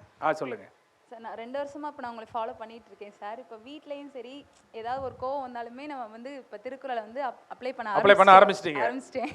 பரவாயில்லையே, சூப்பர். ஒரு கட்டுக்குள்ள கொண்டு வந்துட்டேன். இப்போ அதே மாதிரி எங்களோட குழந்தைகளுக்கு எப்படி நாங்கள் திருக்குறளை கொண்டு போகிறதுன்ற ஒன்று தான். குழந்தைங்க எப்படி தெரியுமா, நம்ம சொல்கிறத கேட்காது, ஆனால் நம்ம செய்கிறத பார்த்துக்கிட்டே இருக்கும். நீங்கள் ஒரு வீடியோ பார்க்குறீங்கன்னா அதை பார்க்கும், நீங்கள் உட்காந்து படிக்கிறீங்கன்னா அதை படிக்கும். அதனால நீங்கள் உங்கள் செயல் மூலமாக தான் அதுகிட்ட ப்ரூவ் பண்ணுமே தவிர சொல்கிறது மூலமாக பிள்ளைங்கள்லாம் கேட்குறதே இல்லை. நமக்கு ஒன்று பிடிச்சிருக்குன்னா அதுவும் விரும்பி பிடிக்க ஆரம்பிச்சது. அதுவும் ரொம்ப சின்ன குழந்தைங்க இருப்பாருங்க, அது சீக்கிரம் அட்ராக்ட் ஆகுது. இந்த 8, 9, 10, 11 படிக்கிறான் பாருங்க, அவன் கேட்க மாட்டான், உண்மையிலே கேட்க மாட்டான். அவனெல்லாம் நீங்கள் திருக்கவே முடியாது, வாய்ப்பே கிடையாது. ஆனால் அந்த ஸ்கூலில் அந்த 1ஆம் கிளாஸ் 2ஆம் கிளாஸ் அந்த குழந்தைங்களை அப்போவே அவங்கள கொண்டு வந்துடுங்க. அப்போவே நல்லது கெட்டது சொல்லிக் கொடுங்க. பெரும்பாலும் திருக்குறள் படிக்க வைக்கிறது மட்டும் இல்லாமல் பொருளை சொல்லிக் கொடுங்க. நான் கூட நினச்சேன் பொருள் சொல்லிக் கொடுத்தா குழந்தைங்களுக்கு புரியாதுன்னு. சத்தியமாக இல்லைங்க, சின்ன குழந்தைங்களுக்கு பொருள் நல்லா புரியுது. அவங்களுக்கு ஏற்ற மாதிரி சொல்லிக் கொடுங்க, கொஞ்சம் நேரம் செலவழிங்க. அப்துல் கலாம் ஐயா சொன்ன டைலாக் சொன்னேன்ல, ஒரு நாளைக்கு 1 மணி நேரமாவது அடுத்த தலைமுறைக்காக செலவழிக்கணும்னு. எப்பெல்லாம் நம்ம குழந்தைங்களுக்காக நேரம் ஒதுக்குறோமோ அதெல்லாம் அடுத்த தலைமுறைக்கான நேரம் ஒதுக்குறது. அதில் தயவு செஞ்சு சோர்வடையக்கூடாது. ஒரு வார்த்தை அழகாக சொல்லுவாங்க, நண்பனிடம் உரிமையாக பேசு, தந்தையிடம் நம்பிக்கையாக பேசு, அம்மாவிடம் அன்பாக பேசு, அதே போல் குழந்தைகளிடம் ஆர்வமாக பேசுன்னு. தயவு செஞ்சு எல்லாருமே உங்கள் அண்ணன் குழந்தைங்க, அக்கா குழந்தைங்க, உங்கள் குழந்தைங்கன்னு இருப்பாங்க. தயவு செஞ்சு அவங்ககிட்ட ஆர்வமாக பேசுங்க. இன்றைக்கி இருக்க செல்ஃபோன் உலகத்தில் ஆர்வமாக பேசாமல் மட்டும் இருந்துடாதீங்க. அவங்க சிந்தனையை தூண்டி விடுற பொறுப்பு போட்டித் தேர்வு படிக்கக்கூடிய அத்தனை பேருக்கும் இருக்குது. ஏன்னா நமக்கு அந்த சிந்தனை அந்த நேரத்தில் யாரோ தூண்டி விடாமல் விட்டுட்டாங்க. பள்ளிக்கூட பாடத்தை தான் இப்போ நம்ம உட்காந்து படிச்சுட்டு இருக்கோம். அதை அவங்க இப்போவே நல்லா படிக்கணும். தயவு செஞ்சு அவங்களுக்குன்னு நேரம் ஒதுக்குங்க. நீ என்ன வேலை பார்த்துக்கிட்டு இருந்தாலும் குழந்தை வந்து உன்னை நோண்டுதுன்னா அதை தூக்கி ஓர வச்சுட்டு அதோட கேள்விக்கு பதில் சொல்கிறத தவிர உனக்கு வேறு முக்கியமான வேலையே கிடையாது. அதனால் குழந்தைகள்கிட்ட பேசும்போது மட்டும் இந்த வார்த்தையை மனசில் வச்சுக்கோங்க, ஆர்வமாக பேசுங்க. இன்ட்ரெஸ்ட் இல்லாமல் மட்டும் தயவு செஞ்சு பேசிடாதீங்க. ஏன்னா அவங்க இந்த வயசில் தான் அவங்களுக்கு இதெல்லாம் கொடுத்தாகணும். எஃபர்ட் போடுங்க, நிச்சயமாக வருவாங்க. நீங்கள் விரும்புனீங்கன்னா அவங்க விரும்பிடுவாங்க. தேங்க்யூ. ஆனால் திணிக்க வேணாம். ஓகே, அடுத்து நீங்கள் கொடுத்துருங்க.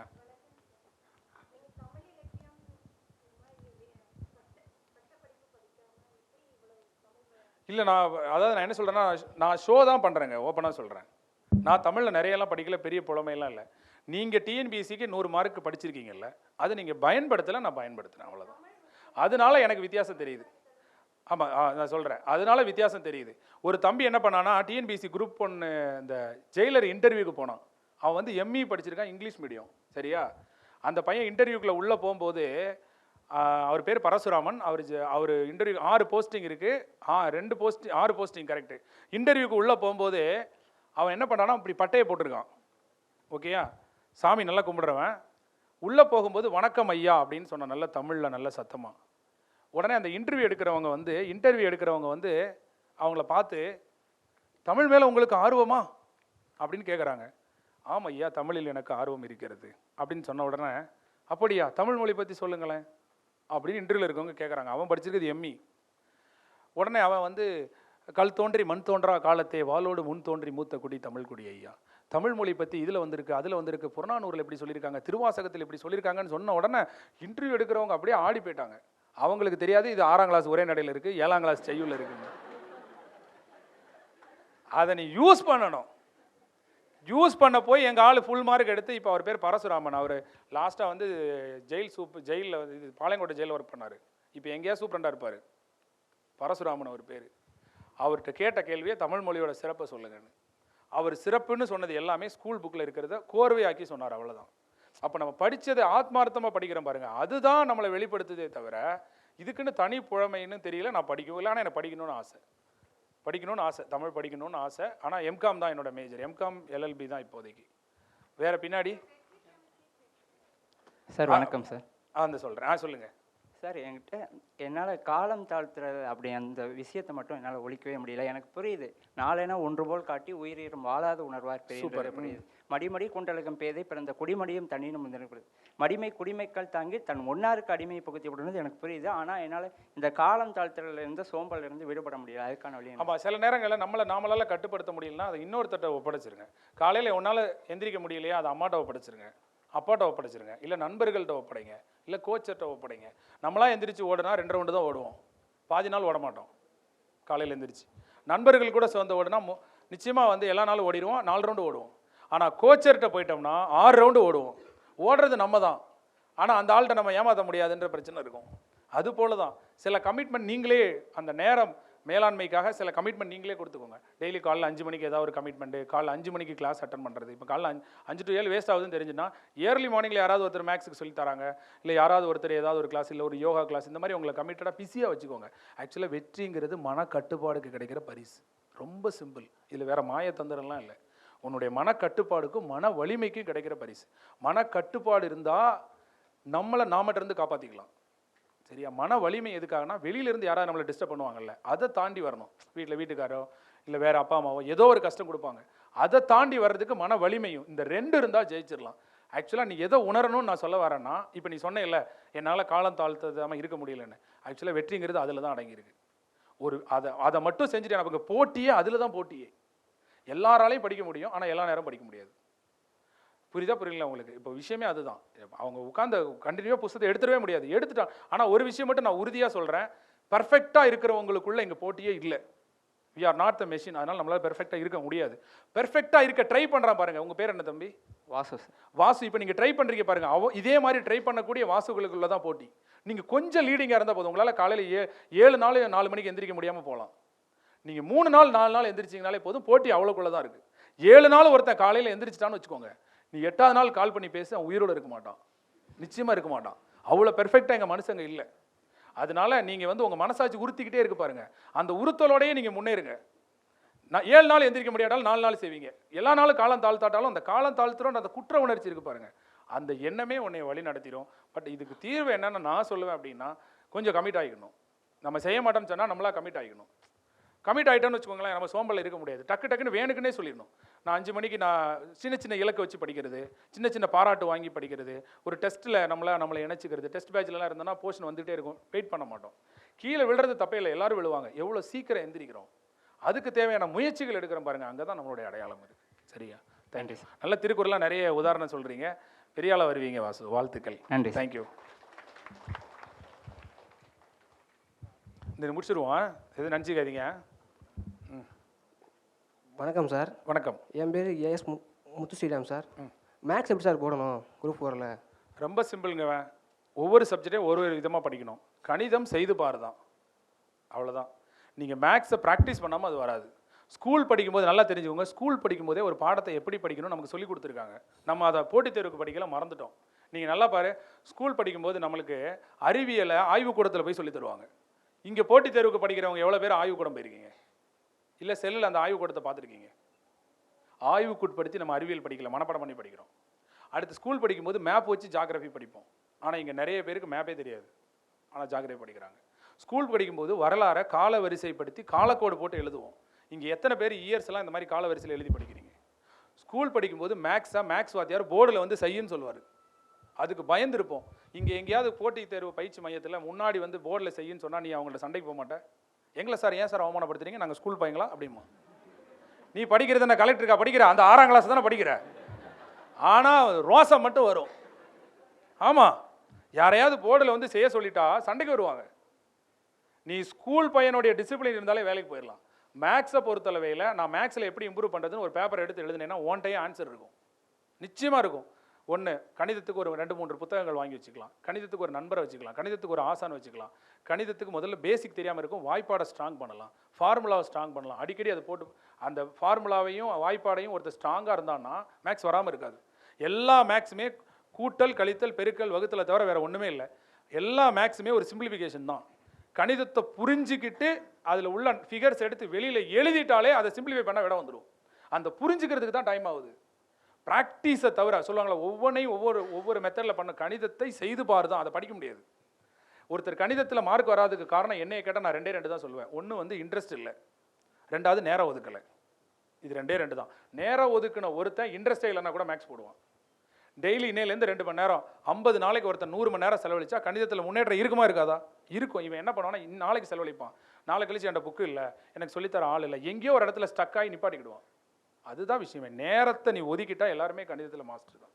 இல்லை, கணிதத்தில் இம்ப்ரூவ் பண்ண ஒரே வழி 2 மணி நேரத்தை நீங்கள் டெய்லி ஒதுக்கியே அவன் என்ன ஆனாலும் உயிரே போனாலும் 2 மணி நேரம் மேக்ஸுக்கு செலவழிப்பேன் நீ முடிவு பண்ணிட்டேன்னா, முதல் நாள் என்ன பண்ணுவேன், யூடியூப்பில் தேடுவேன். 2ஆம் நாள் என்ன பண்ணுவேன், எங்கேயா புத்தக கண்காட்சி பண்ணால் புத்தகம் வாங்கிட்டு வருவேன். 3ஆம் நாள் என்ன பண்ணுவேன், ஃப்ரெண்டுகிட்ட சொல்லித்தாம்பேன். நேரத்தை மட்டும் ஒதுக்கிறது விடக்கூடாது. நீ என்ன பண்ணுவேன், எனக்கு யாருமே இல்லைன்னு சொல்லிட்டு விட்டுடுவேன். அதான் அவர் சொன்னான், ஆகுலால் தோன்றும் அசைவின்மை கைப்புறல் போகுலால் தோன்றும் மடின்னு வள்ளுவர் அழகாக சொன்னார். ஒருத்தன் ஜெயிக்கணும்னு நினச்சானா அவனை விடாமுயற்சி தோணும், ஒருத்தன்ட்ட தோக்கணும்னு நினச்சா அவன்கிட்ட சோம்பல் தோணும். இதான் விதி, ஊழ்ங்கிற அதிகாரம். அதனால நம்மள்ட்ட என்ன தோணுதுங்கிற பொறுத்து அந்த மேக்ஸில் ஓவர் கம் பண்ணி வருவோம். நிச்சயமாக உன்னால் வர முடியும். நீ வாய்ப்பாடில் ஸ்ட்ராங்காக இருந்தேன்னா மேக்ஸ் ஒரு மேட்டரே கிடையாது. நிறைய பேர் நான் பார்த்துட்டேன், நான்லாம் மேக்ஸ் கிளாஸ் எடுத்தால் எல்லாரையும் வாய்ப்பாடை சொல்ல சொல்லி தலைகீழையும் ஃப்ரண்ட்லையும் பேக்லையும் சொல்லிட்டு தான் கிளாஸே ஆரம்பிப்பேன். ஏன்னா நிறைய பேருக்கு வாய்ப்பாடு தெரியாதுங்க, தெரியாமலே உள்ளே உட்காந்துருப்பான். மேக்ஸ் நம்ம நடத்திட்டே இருக்கும்போது புரியுதான்னு கேட்டால் முகத்தை அப்படியே பவர் ஸ்டார் மாதிரி வச்சுருப்பான். ஆனால் பக்கத்தில் நோட்டில் போய் பார்த்தா தான் தெரியும், எழுதிருக்கவே மாட்டான். முதல்ல மேக்ஸ் படிக்க நினைக்கிறவங்க தயக்கத்தை தூக்கி எறிங்க, வகுப்பில் முன்னாடி வந்து உட்காருங்க.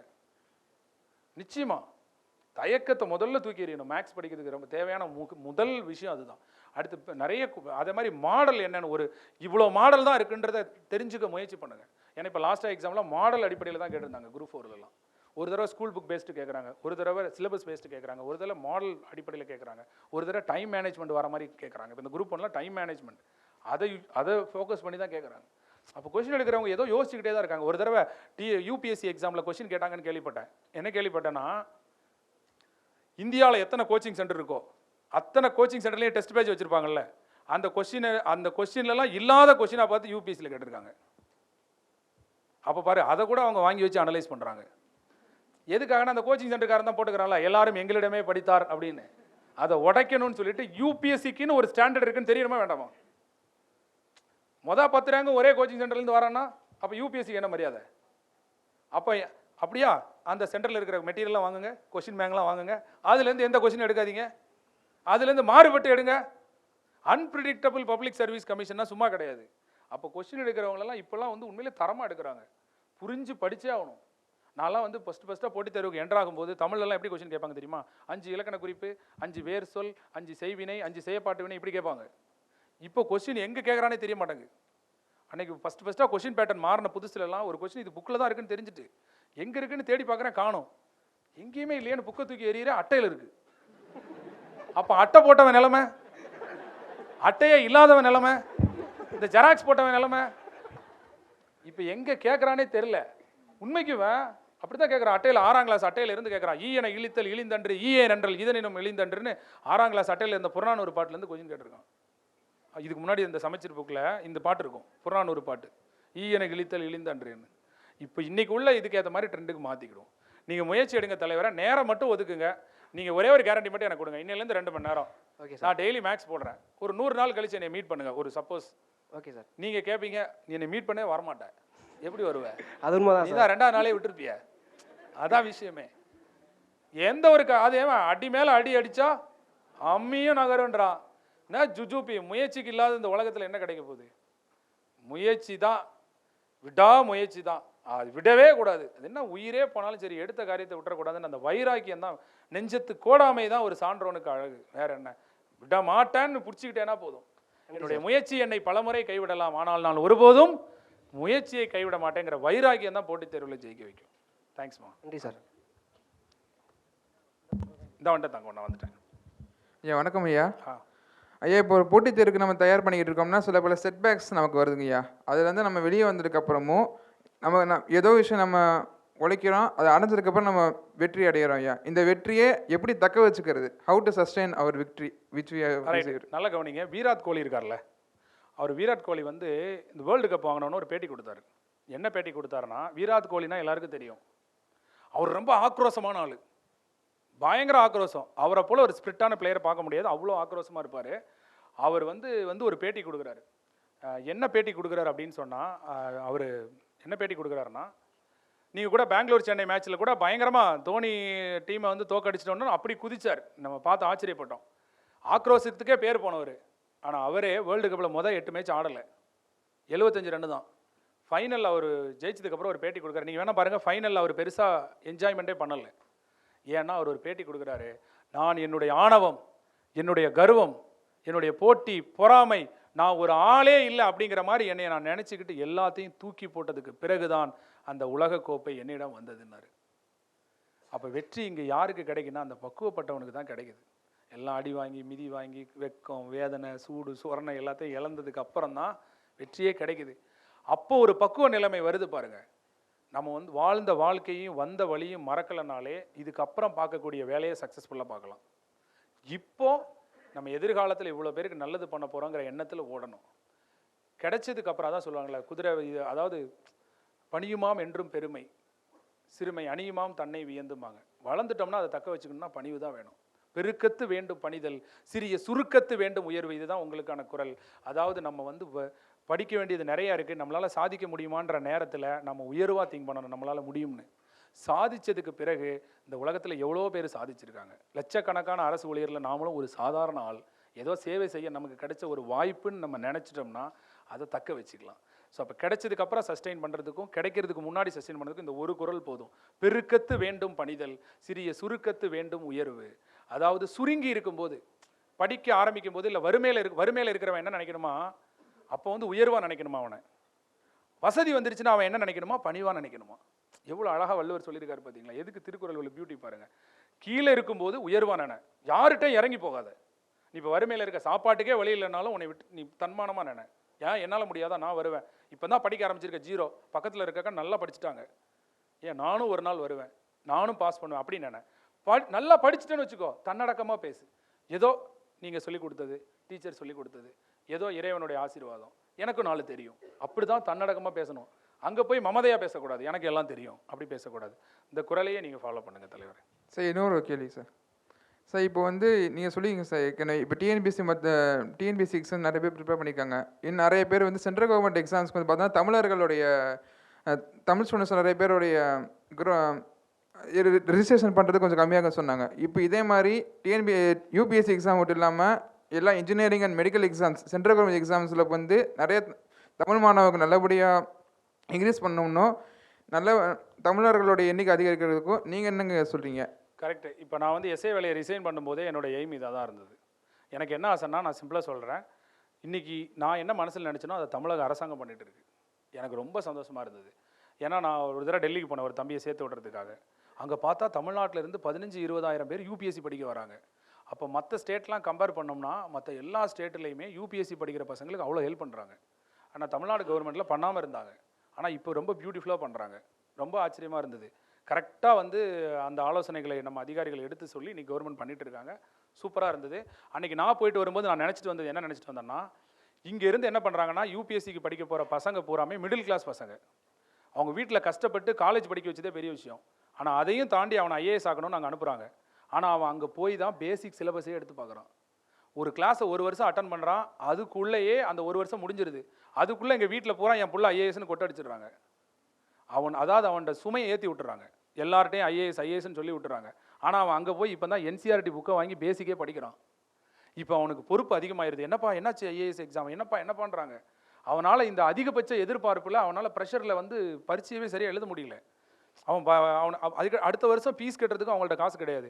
20,000 பேர் டெல்லிக்கு போகிறான். அதில் 19,500 பேர் சென்னைக்கு வந்துடுறான் அடுத்த வருஷம். அந்த 19,500 பேரில் ஒரு 2,000 பேர் சென்னையில் தங்குறான். மீதி இருக்கலாம் ஊருக்கு வந்துடுறான். ஊருக்கு வந்தவொடனே அதுக்கடுத்து அவன் காணாமல் போயிடுறான். இல்லை அவனோட இலக்கை மாற்றிடுறான். வேறு எக்ஸாமுக்கு படிக்கிறான். அப்படியே வம்பா போயிடுறான். அதே மாதிரி நான் இப்போ எந்த இடத்த சரி பண்ணணும்னு நான் நினச்சேன் அப்படின்னா, ஸ்கூல் காலேஜ் படிக்கிறாங்கள பசங்க, அங்கேருந்தே அவங்கள வந்து யூபிஎஸ்சினா என்ன, இப்படி தான் படிக்கணும்னு பேசிக்கு சொல்லி கொடுத்துட்டு, நான் சென்னைக்கு டெல்லிக்கு போகிறத தடை செய்யணும்னு நான் நினைக்கல. அவங்க போட்டோம். ஆனால் பேசிக்கே இன்றைக்கி நம்ம தமிழகம் முழுவதும் நம்ம சுற்றி வர்றதுக்கு ஒரு வாய்ப்பு இருக்குது. காலேஜ் ஸ்கூல் பசங்களை பார்க்குறதுக்கு பேசிக்கே அவனுக்கு நல்லா சொல்லி கொடுத்துடணும். இதாண்டா ஐஏஎஸ், இதாண்டா சிலபஸ், இதாண்டா ஆப்ஷனல், இப்படி படி, என்சிஆர்டி நீ ஸ்கூல் படிக்கிறதாண்டா அங்கே வரப்போகுது. இது அவனுக்கு சொல்லி கொடுத்துட்டு அனுப்பிட்டோம்னா அங்கே போய் கெட்டின ஃபீஸுக்கு அவன் யூஸ் பண்ணிக்கிடுவான். போகும்போதே நல்லா யூஸ் பண்ணிக்கிடுவான். ஆனால் அவன் அங்கே போய் தான் பேசிக்கே கற்றுக்கிறான். அதுவும் இன்னும் டெல்லியிலலாம் பார்த்தீங்கன்னா கிளாஸில் பேசிக்கிட்டே இருக்கிறான். இங்கிலீஷில் நடத்திட்டே இருக்கும்போது திரும்பி ஹிந்தியில் நடத்த ஆரம்பிச்சிடான். அப்போ இங்கேருந்து தமிழ்நாட்டிலேருந்து போகிறவங்களாம் அப்போ நம்ம அப்போவே கண்டுபிடிக்கலாம். ஹிந்தியில் பேசிகிட்டு இருக்கும்போது சுற்றி பார்த்தோம்னா ஒரு 10-15 பேர் இப்படி உட்காந்துருப்பான். அவன்லாம் தமிழ்நாட்டுக்காரன்னு கண்டுபிடிச்சிடலாம். ஆமாம், அவ்வளோ ரிஸ்க் எடுத்து படிக்கிறான். ஹிந்திக்காரனுக்கு இங்கிலீஷ் வரவே வராது. ஆனால் நம்மளால் தமிழில் இருந்து அவ்வளோ கஷ்டப்பட்டு இங்கிலீஷில் படித்து அங்கே உட்காந்து படிச்சுட்டு அவ்வளோ போராடுறாங்கங்க. போராட்டத்தின் மறு உருவமே இன்றைக்கி இந்த ஏதோ ஒரு படம் வந்து சொன்னாங்க. நான் அந்த படம் பார்க்கல. இந்த ரீஸ்டார்ட்னு ஒரு வார்த்தையை சொன்னாங்களே, நான் உண்மையிலே அந்த படம் பார்க்கல. ஆனால் அந்த வலியும் வேதனையும் அன்றைக்கி அந்த ஒரு 3 நாள் நான் தங்கியிருந்தேன் டெல்லியில். அந்த 3 நாள்லேயே நான் தெரிஞ்சுக்கிட்டேன் போட்டித் தேர்வு மாணவர்களுக்கு என்ன வேணும். ஆக்சுவலாக நான் என்னுடைய பங்களிப்பை போட்டித் தேர்வு மாணவர்களுக்கு மட்டும் கொடுக்கணும்னு நினைக்கல, எல்லாருக்குமே கொடுக்கணும் அப்படின்னு தான் ஆசை. பட் இருந்தாலும் நான் சென்ட்ரல் கவர்மெண்ட்டில் என்னுடைய விழிப்புணர்வு, இப்போ நம்ம காலேஜ் ஸ்கூல் போகிறதால விழிப்புணர்வு ஏற்படுத்துறது. இந்த மாதிரி லைப்ரரியில் நிறைய ப்ரோக்ராம் எப்போ கூப்பிட்டாலும், எனக்கு லைப்ரரி எம்ப்ளாய்மெண்ட் ஆஃபீஸ் எப்போ கூப்பிட்டாலும் 100% போக நான் வில்லிங்காக இருக்கேன். ஏன்னா எல்லாருக்கும் அந்த வாய்ப்பு கிடைக்கிது. இன்னொரு 10 வருஷம் ஆயிடுச்சுன்னா நான் பேசுகிறத கேட்க மாட்டாங்க. ஏன்னா வயசு கேப் ஆகிடும். இப்போ ஏதோ அவங்க வயசில் இருக்க மாதிரி தெரியுது. ஒரு 5 வயசு தானே முன்ன பின்ன எனக்கு அப்படி தான். அதனால பிரச்சனை இல்லை. ஒரு 50 வயசு ஆயிடுச்சுன்னு வச்சுக்கோங்களேன், நம்ம சொல்கிறத கேட்க மாட்டாங்க. அதனால் இந்த நேரத்திலே அவங்கள்ட்ட ஒரு மிகப்பெரிய ஒரு விழிப்புணர்வு ஏற்படுத்தணும்னோ எல்லா ஊர்லேயும் இப்போ இன்றைக்கி லைப்ரரியிலே பண்ணிட்டு இருக்காங்க. எல்லா பக்கமும் நம்மளும் அவங்களுக்கான வாய்ப்பும் வழிகாட்டுதலையும் கொடுக்கணும். நானும் எஃபோர்ட் எடுத்துகிட்டு இருக்கேன். நிச்சயமாக கொடுப்பேன். 2027-28 தமிழ்நாட்டிலிருந்து ஐஏஎஸ் ஆகக்கூடிய ஒவ்வொருத்தருடைய வெற்றிக்கு பின்னால் 1% ஆகாஷ் சார் இருப்பாருன்ற மாதிரி தான் நான் மூவ் பண்ணிட்டு இருக்கேன். 1% போதும், ரொம்ப வேண்டாம், 1%. அதை நோக்கி தான் ஓடிக்கிட்டு இருக்கேன். ஏன்னா நான் இப்போ ஃப்ரீ தான். நான் தான் ரிசைன் பண்ணிட்டு வந்துட்டேன். நான் இப்போ ஃப்ரீ தான். நிச்சயமாக வேறு ஒன்றும் வேண்டாம். அவனுக்கு ஆறுதலாக 2 வார்த்தை சொன்னால் போதும். அன்றைக்கி நான் சென்னைக்கு போயிருந்தேன். ராம் ஸ்டடி ஹால்னு ஒரு ஸ்டடி ஹாலில் ஒரு 100 பசங்க படிச்சுட்டு இருந்தாங்க யூபிஎஸ்சிக்கு. 100 பேர் என்னை பார்த்தோன்னே கீழே இறங்கி வந்துட்டான். நான் அப்போ மனசில் நினச்சேன், நான் ஐஏஎஸ் கிளாஸ் நடத்தலை, ஆனால் இந்த 100 பேர் என்கிட்ட என்ன எதிர்பார்த்து வந்திருக்காங்க. உள்ளே போயிட்டு சும்மா ஒரு பாப்பா விடுறதுக்காண்டி போனேன். அப்போ ஸ்டடி ஹால் எப்படி இருக்குன்னு பார்ப்பேன்ட்டு மேலே போயிட்டு கீழே தான் இறங்குறேன். 100 பேர் கீழே இறங்கிட்டான். அப்போ அந்த 100 பேரும் திட்டமிட்டு படிக்கிறான், காசு கொடுத்து படிக்கிறான் ஸ்டடி ஹாலில். அவனுக்கு டைம் மேனேஜ்மெண்ட்டோட வேல்யூ தெரியும். ஆனால் அவன் படிக்கிறத மூடி வச்சுட்டு ஆகாஷ் சார் வந்திருக்காருன்னு கீழே இறங்கி வரான். என்னை சுற்றி நிற்கிறான். நான் அவன்கிட்ட ஒரு 10 நிமிஷம் இந்த திருக்குறள் அது இதெல்லாம் மோட்டிவேஷன் பண்ணி பேசிட்டு திருப்பி வரும்போது நான் கொஞ்சம் யோசித்தேன். இந்த 100 பேருக்கு கொடுக்க நம்மகிட்ட என்ன இருக்குது? நான் எந்த கோச்சிங்கும் ஐஏஎஸ்க்கு சொல்லி தரல. நான் சொல்லிக் கொடுக்கறதுல எந்த மார்க்கும் வரப்போகிறதில்ல. அப்போ தான் நான் நினச்சேன், இந்த 100 பேர் என்ன எதிர்பார்க்குறான் தெரியுமா? படிக்கிறதெல்லாம் நாங்கள் படிச்சுப்போம், நாங்கள் பாஸ் ஆயிடுவோன்னு ஒரு வார்த்தை சொல்லி தன்னம்பிக்கையாக இன்றைய நாள் எங்கள்கிட்ட பேசிட்டு போங்க. அவ்வளோதான். இங்கே எல்லாருமே எதிர்பார்க்குறது அதை மட்டும்தான். படிக்கிறதெல்லாம் அவங்களுக்கு ஒரு மேட்டரே கிடையாது. இன்றைக்கு உள்ள சோசியல் மீடியாவில் செல்ஃபோனை தட்டினா என்னெல்லாமோ வருது. வீட்டில் இருந்தே படிச்சுடுவான். ஆனால் அவனுக்கு அந்த ஆதரவு தரம் பாருங்கள், அவனுக்கு அந்த வழிகாட்டுதலும் வாய்ப்பும் நான் இருக்கேன்னு சொல்கிறேன் பாருங்கள், அதுதான் தேவை. அதுக்கு அறிவே வேண்டாம், அம்மா மாதிரி அக்கறை இருந்தால் போதும். படிக்காத அம்மா ஒருத்தர் கூட நான் ஃபஸ்ட்டாக கிளாஸ் ஆரம்பிக்கும் போது ஐஏஎஸ் அகாடமின்னு வச்சுருக்கீங்க, எத்தனை ஐஏஎஸ் உருவாக்கி விட்டீங்க அப்படின்னு கேட்கும்போது எனக்கு மனசு கஷ்டமாக இருந்தது. ஏன்னா தெரியல, விவரம் தெரியாமல் நம்ம பாட்டுக்கு ஐஏஎஸ் அகாடமின்னு வச்சுட்டோம். அதுக்கப்புறம் நான் யோசிச்சு பார்த்தேன், ஐஏஎஸ்ன்ற பேரை எடுத்துடலாமா அப்படின்னு. அப்போ தான் என் மனசு சொன்னிச்சு, அம்மா வந்து படிக்காத அம்மா பிள்ளைங்களை வந்து ஐஏஎஸ் ஆக்கிடுறாங்க. அதுக்கு அம்மாட்ட என்ன அறிவு இருக்கா என்ன? அக்கறை இருக்குது. அதை வச்சு தான் பிள்ளை ஐஏஎஸ் ஆகலையா? அந்த மாதிரி என்கிட்ட அக்கறை இருக்குது. நாளைக்கு என்னை தேடி வரவங்களை நிச்சயமாக என்னால் ஐஏஎஸ் ஆக்க முடியும். அதனால் ஐஏஎஸ்ன்ற பேரை எடுத்துக்காத. நம்ம செஞ்சது சரியா தப்பான்னு தெரியாது, ஆனால் அதை சரியாக்க ஒரு நாள் நம்ம பாடுபடுவோம். அது வரைக்கும் இந்த ஐஏஎஸ்ன்ற பேர் இருக்கட்டும் அப்படின்னு நினச்சிட்டு தான் அதை விட்டது. நிச்சயமாக மத்திய அரசு பணிக்கு 100% என்னுடைய எஃபர்ட்டை நான் கொடுக்கணுன்றது தான் இருக்கிறேன். அது நிச்சயமாக இந்த மாதிரி லைப்ரரி, எம்ப்ளாய்மெண்ட் எல்லா பக்கமுமே டைப் பண்ணி கூட பண்ணலாம். லாஸ்ட் ஒரு 5 மினிட்ஸ். நன்றிங்கய்யா. ஏன்னா நமக்காண்டி பெரியவங்கள்லாம் காத்துட்டு இருக்காங்க, அதுக்காக சொல்ல வரேன். Good afternoon sir. வணக்கம். என்னோட டவுட் என்னன்னா, இந்த யூனிட் 9 ரிலேட்டடாக ஸ்கீம்ஸ்லாம் இன்ட்ரடியூஸ் பண்ணுறாங்கல்ல சார். இப்போ நான் வந்து ஃபஸ்ட் டைம் குரூப் 4 அட்டன் பண்ண இதாட்டி இந்த ப்ரெசென்ட்டில் இருக்க கவர்மெண்ட் கொண்டு வந்த ஸ்கீம்ஸ்லாம் நல்லா படிச்சுட்டு போயிருந்தேன். ஆனால் அவங்க எல்லாருமே ஒரு 10 to 15 இயர்ஸ் பேக்கில் இருக்க அந்த மங்கள நான் திட்டம் இந்த மாதிரி கேட்டிருந்தாங்க. ஸோ இனி வரப்போகிற எக்ஸாம்ஸ்க்கு நான் எப்படி ஒரு 10 to 15 இயர்ஸ்க்கு முன்னாடி அது என்னன்னா, நீங்கள் நடப்பு நிகழ்வுகளில் செய்கிற தப்பு என்ன தெரியுமா? பேப்பர் படிக்காமல் டைரெக்டாக கரண்ட் அஃபேர்ஸை மனப்பாடம் பண்ணுறீங்க. அதனால தான் உங்களுக்கு அது ரிஸ்க்காக இருக்குது. நீங்கள் பேப்பர் படிச்சிங்கன்னா 10 வருஷத்துக்கு முன்னாடி உள்ள திட்டமாக இருந்தாலும் இப்போ புதுசாக ஒரு ஸ்கீம் கொண்டு வரும்போது இந்த மாதிரியான திட்டங்கள்லாம் இருந்தது, இதுக்கு மாற்று திட்டமாக இது கொண்டு வந்திருக்காங்கன்னு வார்த்தை வந்திருக்கும். நம்ம அப்படி படிக்காமல் என்ன ஆக்சுவலாக என்னன்னா, நம்ம எல்லாம் கரண்ட் அஃபேர்ஸ் படிக்கிறது வேறு, நியூஸ் பேப்பர் படிக்கிறது வேறு. நியூஸ் பேப்பர் படிக்கிறது வாழ்நாள் முழுக்க உனக்கு இருக்கணும். கரண்ட் அஃபேர்ஸ் படிக்கிறது நீ போட்டித் தேர்வுக்கு படித்தா போதும். நியூஸ் பேப்பர் படிக்கிற ஒருத்தன் கரண்ட் அஃபேர்ஸை படித்தான் அப்படின்னு சொன்னால் அது புரிஞ்சு படிக்கிறது, அது கரெக்டு. வெறுமன கரண்ட் அஃபேர்ஸை மட்டும் ஒருத்தர் படிக்கிறான் அப்படின்னு சொன்னால் அது ரிஸ்க்கு, அது மனப்பாடம் பண்ணுறது. அதில் எல்லா கொஸ்டினும் கவர் ஆகாது, வராது. அப்போ என்ன சார் நீங்கள் பண்ணணும்னு சொல்கிறீங்கன்னா, இன்னையில் ஆரம்பித்து வாழ்நாள் முழுவதும் நியூஸ் பேப்பர் வாசிக்கிறது ஒரு வழக்கமாக ஒரு 1/2 மணி நேரம் வச்சுக்கோங்க. அப்படி நீங்கள் வச்சுக்கிட்டீங்கன்னா நீங்கள் நினைக்கிற மாதிரி 5 வருஷம் 10 வருஷத்துக்கு முன்னாடி கேட்ட மாதிரிலாம் இருக்காது. திடீர்னு இப்போ திப்பு சுல்தானை பற்றி கேட்டிருப்பான், என்னடான்னு பார்த்தா அது 200வது வருஷத்தை கொண்டாடி இருப்பாங்க. நமக்கு தெரியாது, அது நியூஸ் பேப்பரில் வந்திருக்கும். நமக்கு தெரியாத வரைக்கும் அது என்னடா இப்படியெல்லாம் கேட்டால் எப்படின்னு ஒரு தடவை எத்தனையாவது நம்பரை கொடுத்து சபாநாயகர் யாருன்னு கேட்டிருந்தாங்க. இந்த சபாநாயகர்லாம் எப்படிங்க படிக்கிறது? 1வது கேட்டால் ஓகே, கடைசி கேட்டால் ஓகே, இல்லை இள வயதுன்னு கேட்டால் ஓகே, இல்லை இறந்தவரை கேட்டால் ஓகே. திடீர்னு நடுவில் ஒரு சபாநாயகரை கேட்டால் எப்படின்னு பார்த்தா அவர் ரீசெண்டாக அவர் இறந்து போயிருக்காரு, அதனால கேட்டிருக்காங்க. அப்போ எந்த ஒரு நடப்பு நிகழ்வுகளுமே அவங்களுக்கே கொஸ்டின் கேட்குறவங்களுக்கே தெரியும் மனசாட்சின்னு ஒன்று இருக்குது, இதை கேட்கக்கூடாது அப்படின்னு. புரியுதா புரியலைங்களா? அதனால் நீங்கள் நியூஸ் பேப்பர் வாசிச்சுக்கிட்டே அது மூலமாக நீங்கள் நடப்பு நிகழ்வுகளை ஃபாலோ பண்ணுங்கம்மா சார். ஆனால் நிறைய பேர் நியூஸ் பேப்பர் படிக்கிறதே இல்லை. எனக்கு தெரிஞ்ச மந்த்லி மேகசின், வீக்லி மேகசின் இப்படி தான் படிக்கிறாங்க. 1/2 மணி நேரம் என்ன ஆனாலும் நியூஸ் பேப்பர் வாசிக்கணும். ஏன் தெரியுமா நியூஸ் பேப்பர் வாசிக்கணும்? அதுக்கு பல காரணங்கள் இருக்குது. ஒன்று, ரீடிங் ஹேபிட் இம்ப்ரூவ் ஆகும். இன்னொன்று, வெக்காபுலரி நிறைய கிடைக்கும். மெயின்ஸ் மாதிரி எக்ஸாம் எழுதும்போது சுய கருத்துக்கள் கிடைக்கும். அதுக்கடுத்து படிக்கும் போதே புரிஞ்சிக்கிற சிந்திக்கிற திறன் வரும். இப்போ நம்ம போட்டித் தேர்வு படிக்கிறதெல்லாம் மனப்பாடம் பண்ணுறதால அந்த திறன் இல்லாமல் போச்சு. அதாவது அந்த வாசிச்சுக்கிட்டு இருக்கும்போதே புரிகிற இந்த கதை புக்கு வாசிக்கிற மாதிரி ஒரு சிந்திக்கிற திறனை நியூஸ் பேப்பர் தான் தரும். வேறு எல்லா புக்குமே நம்ம ஸ்ட்ரெஸ் கொடுக்குறோம். அதனால் நியூஸ் பேப்பர் வாசிக்கிறத வழக்கமாக வச்சுட்டிங்கன்னா இதெல்லாம் தேடுறது பெரிய கஷ்டமாக இருக்காது. அப்புறம் கவர்மெண்ட்லேருந்து பாலிசி நோட்டு அது இதெல்லாம் போடுறாங்க, அதையும் கொஞ்சம் ஃபாலோ பண்ணிக்கோங்க. இதையும் தாண்டி 1-2 கொஸ்டின் ரிஸ்க் இருக்கும் தான், அதை பெருசாக கவலைப்படாதீங்க. உங்களுக்கு தெரியலன்னா உனக்கு இஸ்குன்னு கேட்குதுன்னு வச்சுக்கோயேன், அவனுக்கும் அப்படி தான் கேட்டிருக்கும். நீ பிரச்சனையே கிடையாது, அவனுக்கும் தெரியாது. அவனும் பார்த்தேன்னா ஒரு புத்திசாலி மனிதன் 0 தான் போட்டு வந்திருப்பான். நீ என்னடா போட்டா 0 தானா, சரி ஓகே, அப்படி தான் இருப்பான். எல்லாரும் புத்திசாலி தான், ஆனால் எல்லா நேரமும் புத்திசாலி இல்லை. நீ கவலைப்பட வேண்டாம். தேங்க்யூ. நீ ஆன ஃபீல் அவங்களுக்கும் அந்த ஃபீல் பண்ணியிருப்பாங்க. சார்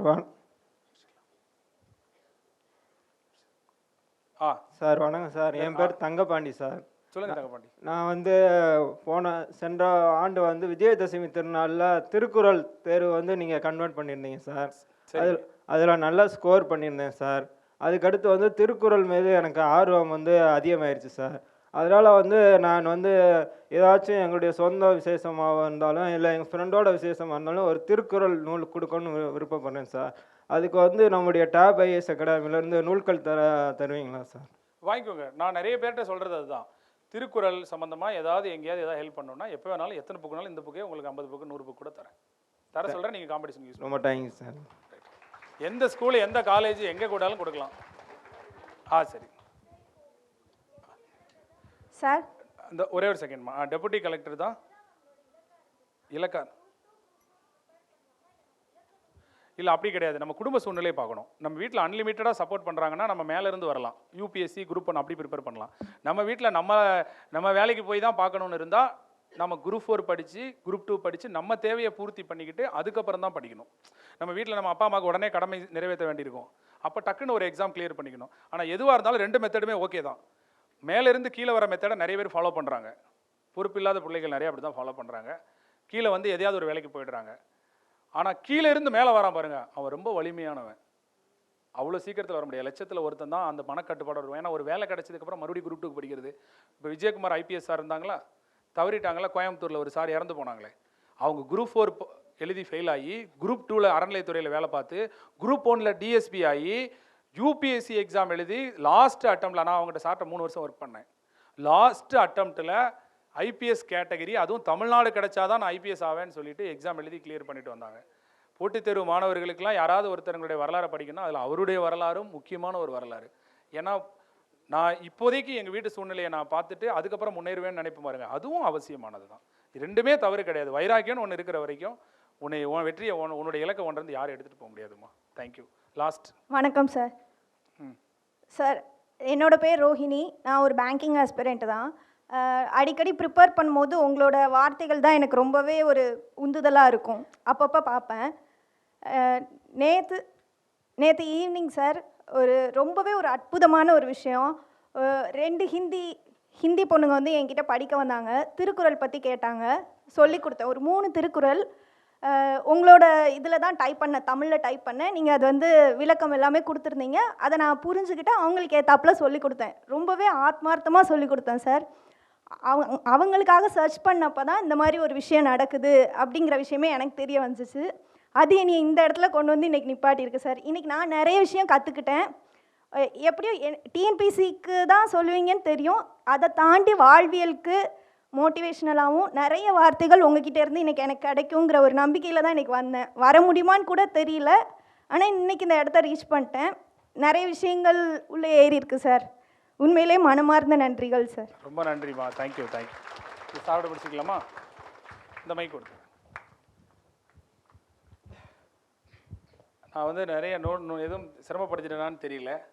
ஐயா எதுவும் மன்னிச்சிருங்க, ரொம்ப டைம் எடுத்துக்கிட்டேன்னு நினைக்கிறேன். அந்த இதை முடிச்சிருவோம் இதோட. வணக்கம் ஐயா. வணக்கம். என் பேர் சுப்பிரமணியன். உங்கள்கிட்ட தான் நான் படிக்கிறேன். லேப் ஐஏஎஸ் அகாடமியில் படிக்கிறேன். என்ன அப்படின்னா, இப்போ எனக்கு ஒரு சின்ன கோரிக்கை. சொல்லுங்க. அது எல்லா அகாடமி மூலியமாக தான் அதை செயல்படுத்த முடியும், அரசாங்கத்தை கொண்டு போக முடியுன்ற ஒரு சூழ்நிலையில் அதை உங்கள்கிட்ட வைக்கிறேன். சொல்லுங்கள். என்ன அப்படின்னா, மாற்றுத்திறனாளிகளுக்கு வந்து குரூப் 2 அண்டு குரூப் 1ல் வந்து கமிஷனர் அப்படின்ற போஸ்டிங் மட்டும்தான் இருக்குது. ஆனால் எங்களுக்குரிய ஐஏஎஸ்க்குரிய தகுதியும் இருக்குது. பட் ஆனால் வந்து எங்கள்கிட்ட கமிஷனர்ன்ற ஒரு போஸ்டிங் மட்டும்தான் கொடுக்குறாங்க. டெப்டி கலெக்டரோட அந்த போஸ்டிங்கோட கிடையாது. எல்லாராலையும் சமாளிக்க முடியும், எல்லாராலையும் அந்த போஸ்டிங்கில் தகுதியானவங்க தான் இருக்கும். அப்படின்றபோது நார்மலாக இருக்கிறவங்களும் நாங்களும் எல்லாம் சமமாக தான் இருக்கணும்னு இந்த சமுதாயத்தில் நினைக்கிறோம்.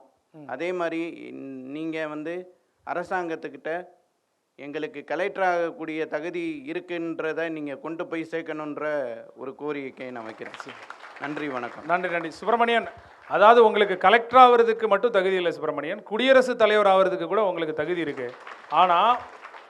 ஆனால் சூழ்நிலை என்னவா இருக்கும், அரசாங்கம் என்ன ஃபீல் பண்ணுறாங்க அப்படின்னா, இப்போ காமராஜர் ஐயா வந்து சீஃப் மினிஸ்டர் ஆகிறதுக்கு வாய்ப்பு நிறைய கிடச்சிது. காமராஜர் ஐயா வந்து பிரைம் மினிஸ்டர் ஆகிறதுக்கு. அப்போ வந்து அவரை என்ன பண்ணாங்கன்னா, நீங்கள் பிரைம் மினிஸ்டர் ஆகணும்னு சொன்னாங்க. ஈவன் லால் பகதூர் சாஸ்திரி ஐயா, இந்திரா காந்தி அம்மையாரெல்லாம் பிரைம் மினிஸ்டர் ஆகிறதுக்கு அவர் தான் காரணம். அப்போ சொல்லும்போது காமராஜர் ஐயா என்ன சொல்லியிருக்காருன்னா, no Hindi no English, how பிஎம்னு கேட்டிருக்காரு. என்ன கேட்டிருக்காரு? No Hindi no English, how பிஎம்னு கேட்டிருக்காரு. இது காமராஜர் ஐயாவோட தன்னடக்கம். அவர் வந்து எப்படின்னா, எனக்கு பதவி கிடைக்குதுன்னு அப்படியே அவர் ஏற்றுக்கல. அவர் என்ன ஃபீல் பண்ணார்னா, நான் நல்லா பார்த்துக்கிடுவேன் இந்தியாவேன்னு உனக்கு தெரியும், பக்கத்து நாட்டுக்காரனுக்கு தெரியுமா? இந்த பதவிக்குன்னு ஒரு வேல்யூ இருக்குது. அதாவது இந்த பதவிக்குன்னு சொல்லி ஒரு வேல்யூ இருக்குது. சில விஷயங்களை செயல்படுத்துறதுக்குன்னு ஒரு சில நம்ம விஷயங்களை வந்து ஃபாலோ பண்ண வேண்டியது இருக்குது. அதனால எனக்கு பிரைம் மினிஸ்டர் வேண்டான்ட்டார். அதுபோல தான் நம்மளால் முடியாததுன்னு பார்த்தா முடியாதது எதுவுமே கிடையாது தான். குடியரசுத் தலைவராக கூட நம்மளால் இருக்க முடியும். பட் இருந்தாலும் சில நேரங்களில் நாமளே ஒரு குற்ற உணர்ச்சிக்கு உள்ளாக்குவோம். நம்ம இன்னும் சிறப்பாக பண்ணியிருந்துருக்கலாமே, அப்படி நம்மளால் இந்த பணியை பண்ண முடியலையேன்னு நம்மளா வருத்தப்படுவோம். அதாவது பதவிக்கு வர வரைக்கும் அந்த ஆசை இருக்கும். பதவிக்கு வந்ததுக்கு பிறகு ஒருத்தருடைய கஷ்டத்தை கூட நம்ம கண்ணால் பார்க்க முடியலையே, நமக்காண்டி ஓடி போய் உதவி செய்ய முடியலையே, நம்மளால் ஹேண்டில் பண்ண முடியுமேன்னு நீங்கள் மனசு வருத்தப்படுறது இந்த வேலை கிடைக்கிறத விட அதிக வழி அது தந்துருன்றதுனால தான் சில உயர்வான பதவிகளில் ஒரு வேலை கொடுக்காம இருக்காங்களோ நான் நினைக்கிறேன் சுப்பிரமணியன்.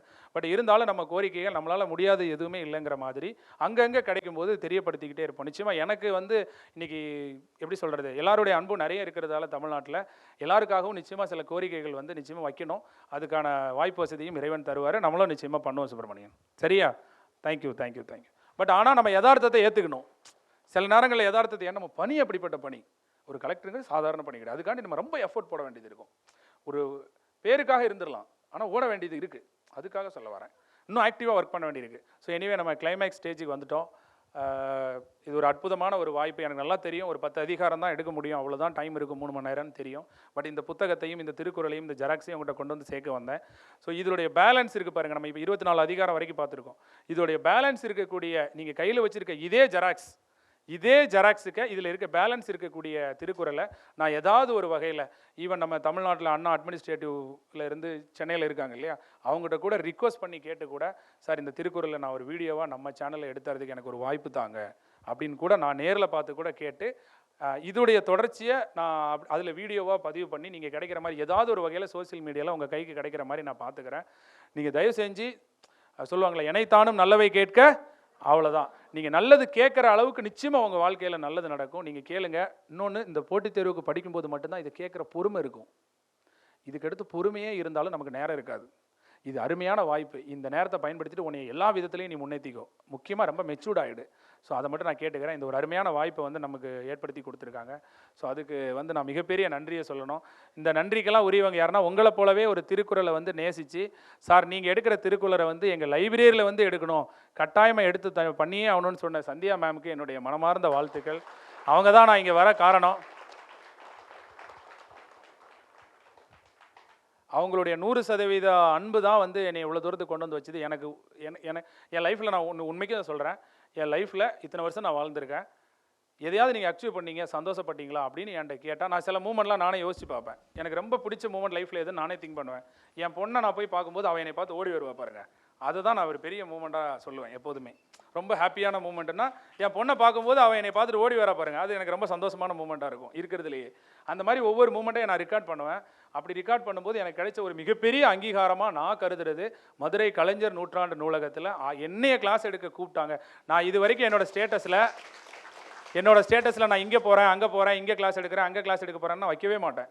நான் ஃபஸ்ட்டு டைமாக நான் வச்சதே கலைஞர் நூற்றாண்டு நூலகத்தில் என்னை கூப்பிட்டுருக்காங்களேன்னு பெருமைப்பட்டு நான் வச்சேன். அதுக்கு காரணம் உங்களுடைய அன்பும் அந்த திருக்குறளும் இங்கே இருக்கிறவங்களுடைய அன்பும் தான். சார்லாம் வந்து அவ்வளோ சப்போர்ட் அன்றைக்கி வரும்போதே எனக்கு பண்ணி கொடுத்தாங்க. சார் ரொம்ப நன்றிங்க சார், ரொம்ப ரொம்ப ரொம்ப நன்றிங்க சார், ரொம்ப நன்றி. சந்தியா மேம்க்கும் என்னுடைய வாழ்த்துக்கள். இது டைரக்டர் சார், நம்ம லைப்ரரியுடைய டைரக்டர் சாரும் இந்த மாதிரி கிளாஸ் எடுக்க சான்ஸ் கேட்குறாங்க அப்படின்னு சொன்னோன்னா, ஒரு ப்ரைவேட் இன்ஸ்டியூஷனை ஒரு கவர்மெண்ட்டில் விடுறதுங்கிறது வந்து எல்லா விதமும் சரியாக இருக்காது. பட் இருந்தாலும் சாரும் வந்து நிச்சயமாக தெரிஞ்சிருந்துருக்காங்க, நம்மளுடைய உள்ள கருத்துக்கள் அவங்களுக்கும் தெரிஞ்சிருக்கு. திருக்குறளை கொண்டு போய் சேர்க்க போகிறாங்க, நல்ல விஷயம் தான், உடனே அனுமதி கொடுத்துருக்காங்க. அதனால தான் என்னால் இங்கே கிளாஸ் எடுக்க முடிஞ்சிருக்கு. ஸோ சாருக்கும் என்னுடைய மனமார்ந்த நன்றிகளை இந்த இடத்துல நான் வந்து தெரியப்படுத்திக்கிறேன். நன்றி நன்றி நன்றி. நல்லா படிங்க. ஒரே ஒரு விஷயம் சொல்கிறேன், உங்களை தேடி என்ன வந்தாலும் இந்த ஒரே ஒரு விஷயத்தை ஞாபகம் வச்சுக்கோங்க. சொல்லுங்கள், உன்னால் முடியாதது உன்னிடம் ஒப்படைக்கப்படவில்லை. உன்னால் என்ன முடியுமோ அதுதான் உன்னை ஒப்படைக்கப்பட்டிருக்கு. உன்னால் என்ன முடியும்னு கேட்டால் எல்லாம் முடியும். உன்னால் முடியாது எதுவுமே கிடையாது இந்த உலகத்தில். எது நாளைக்கு பிரைம் மினிஸ்டர் பதவியே உனக்கு தேடி வந்தாலும் உன்னால் முடியும். உன்னால் என்ன தாங்கிக்க முடியுமோ அதுதான் உன்னை கடவுள் தருவார். அதனால் தைரியமாக எல்லோரும் பண்ணுங்கள். எல்லாருக்கும் all the very best. Thank you sir. இன்றைக்கி சார் வந்து லைவாக இங்கே ப்ரெசண்ட்டு. ஆனால் சார் இந்த பில்டிங் கட்டிக்கிட்டு கன்ஸ்ட்ரக்ஷன்லேயே இந்த இடத்துலையே எத்தனையோ நாள் உங்கள் வீடியோ வச்சு, மோட்டிவேஷ்னல் வீடியோ வச்சு நான் கேட்டிருக்கேன். இந்த இடத்துல ஸ்டேஜில் உட்காந்து எனக்கு நீங்கள் வந்து இங்கே இத்தனை பசங்க, நீங்கள் எவ்வளோ நேரம் கிளாஸ் 4 மணி நேரம் எல்லாரையும் உட்கார வச்சுருக்கீங்க சார். 4 மணி நேரம் இந்த ஸ்டேஜில் இங்கே எல்லோரும் உட்காந்துருக்காங்க. எவ்வளோ பெரிய விஷயம்.